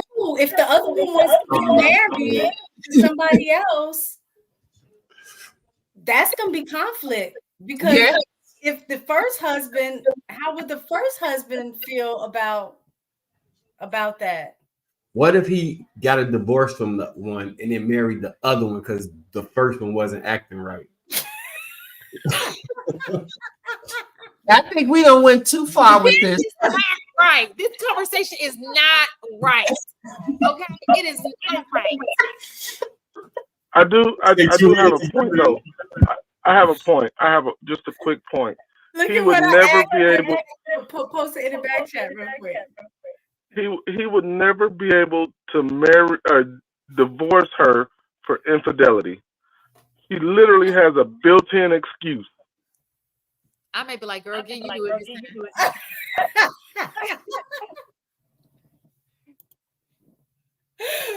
I'm willing to believe they only use one name because of the marriage certificate. I don't think that I don't think that it's literally that I fell in love with Abby and I didn't fall in love with Hannah, whatever the girl name is. I think that it was just for the marriage certificate. If you guys are two separate entities, you just can't marry two different women because that's just illegal. I think that's what it is. So you mean to tell me this? These laws got to be addressed. This is ungodly. If he made two people, he should have been. I don't know if it's ungodly, but it is definitely it's not very fair for the Siamese. This of the Siamese. That's how you got to approach the law. This is discrimination. Siamese twins cannot even get married because of polygamy. How fair is it that she needs to be that's what you got to travel to her and you have to advocate and to have her advocate for herself and the laws will be changed. That's true. Two heads are better than one. Listen, I'm giving you Marcus. That's what it said. Two heads are better than one. You got that right. But did you notice that it looked like she was always looking over her shoulder? Like the way they're joined, it looked like there's a short person hanging over her shoulder. I'm not trying to get the picture like she's always photobombing her sister. That's not funny. All right, I'm done. God forgive me. Y'all a different type of, and the fact that these chicks is married, but if it's a bitch out there laughing and she's single, this chick got married before us. So how about that? Jokes on us. I believe they put that in there for that. Maybe you should glue another head on your body. Yeah. Who knew the whole time I just needed another mouth?